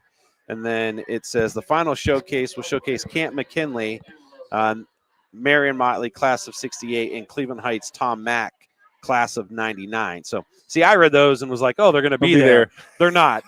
They might be. Some of them might be. Some of them, right. But those are the schools representing the Hall of Fame players and vice versa. Yep. Let's see. Mack. So Tom Mack, along with Hall of Famer Anthony Munoz, will be in attendance. Love Mr. Munoz. There you go. He will be on hand for the ribbon cutting of the Hall on Vial. Let's see. They have a character exhibit. Will be part of the Hall's National High School Football Council that is working to bring the game enhanced app to fruition. So, misread the article completely the first time I read it. So I'm glad I got clarification. But yeah, but that's the crazy thing about the Hall of Fame too, is you never know who's going to be there. Never. I've been fortunate enough to meet, some of the who's who, some of the people you're just in awe of in this game. Yeah. And it's because the Hall of Fame is right here in our community. Handoff for St. Vincent St. Mary's right up the middle, and that'll be maybe a pickup of 1 for the Fighting Irish. During Hall of Fame week, I was walking in to go into the gift shop right after I talked to you and Bernie. Mm-hmm. I went in the gift shop to try to dry my shirt off because it was raining at McAfee. I was out there for 4 hours, and I walk around the corner and almost get taken out, literally taken out by John Randall. Literally taken out. Literally taken out. One of my favorite defensive linemen of all time. Yeah, he was just walking around, and it's crazy too because he didn't have anything that said he was a Hall of Famer. I knew who he was as a deep pass for St. V's and his little gator arms there from the intended receiver. That was Tyler Wharton for St. Vincent St. Mary's. But yeah, he was just in a regular polo shirt and khaki pants and just walking through the Hall of Fame. And, you're not really paying attention. You're just going to walk past him like another person. Right. He almost killed me. But yeah, it's really cool. And they've got the ambassadors who come and spend time at the Hall of Fame. It's awesome. Yep. To have that in our backyard is the coolest thing. And it's great for the players. It's great for the players in this community to see what you can accomplish, what you can attain, and the lessons, the conversations you can have with some of these guys, very beneficial as a young football player. And let's see if they snap this off here. There's 5 seconds remaining in the game. That last 4 minutes flew by. Back to pass is Adamson. He's going to let this one fly again. And the intended receiver had no idea that ball was up again. That was Wharton. And that's all she wrote. That's going to be it. The clock hit zeros, and your final score. The Perry Panthers victorious 36-0 over Akron St. Vincent St. Mary Fighting Irish. We're going to step away and take a break. We will break down this game, talk about it very briefly, and then Coach Hall is going to go down to the field and get some interviews from some players and coaches. Your final score, Akron St. Vincent St. Mary 0, Perry Panthers 36. This is high school football presented by the Sarshone Auto Group on Q92 Radiosports.com. From the daily driver, a heavy hauler, to a high-end auto investment, the Sarshone Auto Group is one of Northeast Ohio's leaders with 6 locations: Sarshone Ford in Alliance and Randolph, Sarshone Chevrolet in Randolph and Garrettsville, Sarshone Chrysler Dodge Jeep Ram in Dalton, and the Sarshone Auto Gallery in North Canton. The Sarshone Auto Group. Find out more at sarshone.com, an official partner of the Cleveland Browns. This is head coach Spencer Leno from the Perry Panthers. You're listening to high school football on the Q92 Sports Network. And welcome back to Wakefield Stadium. Your final score, Perry 36, St. V's 0. And another great game from Perry. Getting, it's nice to see your coach Leno see your offense come out and perform the way they did tonight, but even more to see your defense come out and perform the way they did tonight. 2 pick sixes, another interception, pitching the shutout. Even those last 2 drives, they had backup players in, and when you're a starter, when those guys go in, you look at them, you say, don't screw this shutout up. Do not mess up my goose egg. But great job from the younger guys coming in, and, that's prideful for them to be like, yeah, we went in, still going up against the starters for St. V and holding their ground. So great win for Perry. Great win. Future looks bright. Coach Leno, 2-0 as a head coach. Great game plan, great execution by his players. Excited to see them next week against Warren. Yeah, that's going to be that'll be a really, really good test for the Perry Panthers, traveling on the road. Like the other game last week, they were literally a mile down the road at Central Catholic, and then you have a home game. Now you go an hour away to Warren Harding, who Coach Matt Richardson is trying to rebuild that program. Warren JFK grad, I'll throw that in there. Right. State champion too for Warren JFK. Let him know. But yeah, he's trying to rebuild that program, bringing a lot of coaching experience in there as well. And, last year, Coach Matty Rich was in the same situation. Coach Leno was in, taking over a new program, trying to make it your own. So that'll be a great matchup. Looking forward to calling that. And back in my hometown of Warren, where I played football at Monkoff Stadium. The prodigal son returns. It's really cool being able, I know, in 2 weeks at McKinley, it might be a little weird, but it's really cool getting to go back and sit in the press box and, see where you played and where you coached and getting a completely different view of the stadium and of the game from up there. Definitely looking forward to it. And, you've been in that shoe a few times. So this this will be my first rodeo, but looking forward to it. Yeah, my daughter actually might be joining us for that game. That'd be awesome. Box, so. That'd be awesome. Yeah, my wife's flying back from the Netherlands that night, and I said, Riley, you might have to come with us. I go, there's a couch in there, there's a TV in there. Get her on the headset. You'll be Let's fine. go. Well, she used to be on air. When I was on air, she was on with me every Friday. We played What Did Riley Say? And that's awesome. We could have her call a football game. I might push some listeners away, but that's all right. It's all fun. But a great win here tonight for the Perry Panthers, and I'm going to send you down, Coach, and make sure to follow us on our social medias, Facebook, Instagram, X at Q92 Sports. Any parting words, Coach? No, as always, it's been a pleasure, Ryan, and looking forward to next week. All right. Coach is going to head down. Make sure to follow us, Facebook, YouTube, Instagram, X, Q92 Sports, Q92 Radio. We're going to have videos and some interviews and some pictures. We got photo galleries from all our games going on in the area.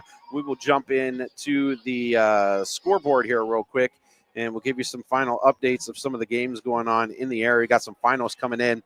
Tough one for the Polar Bears. Fitch 41, Jackson 3. Hoover is leading 42-17 over Medina. There's only 2 minutes left in that game. West Branch up 21-7 over New Philly. Lake 48, Boardman 14. So the Blue Streaks having their way with the Boardman Spartans. Let's see what other, if we can get a McKinley score. And I believe that Massillon game is over as well.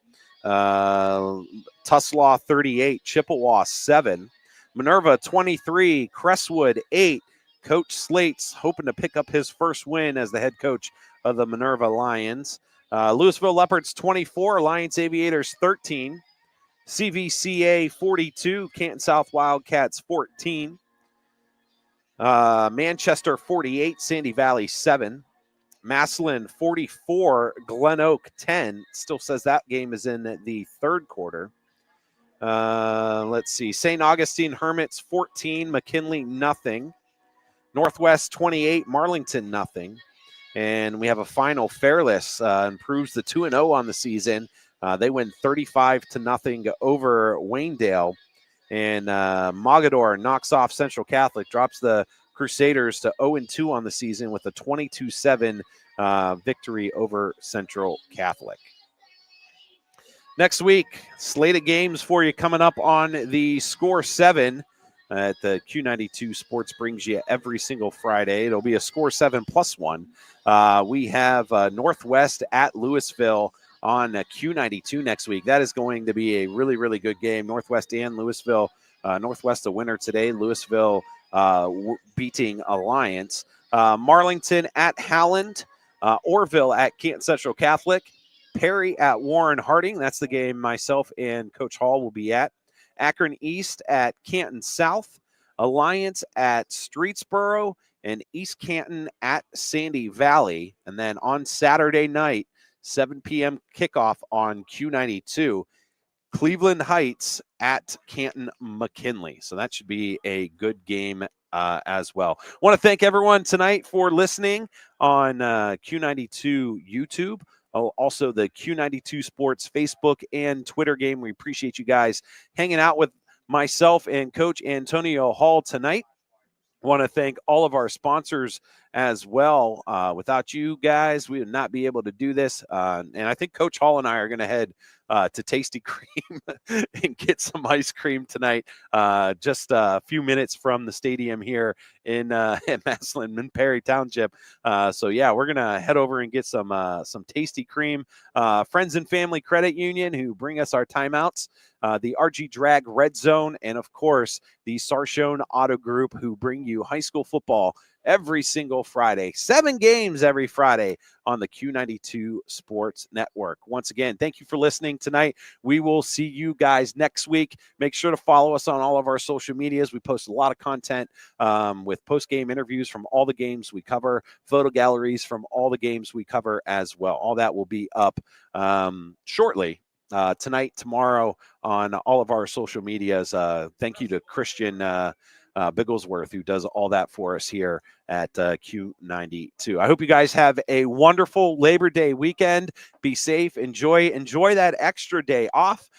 Tomorrow morning, I am heading to a cabin. I'm going to enjoy some R&R over the weekend, and I hope you do the same. We will see you next Friday right here on the Q92 Sports Network. Have a great weekend, everybody. Stay safe, be kind, hug your loved ones.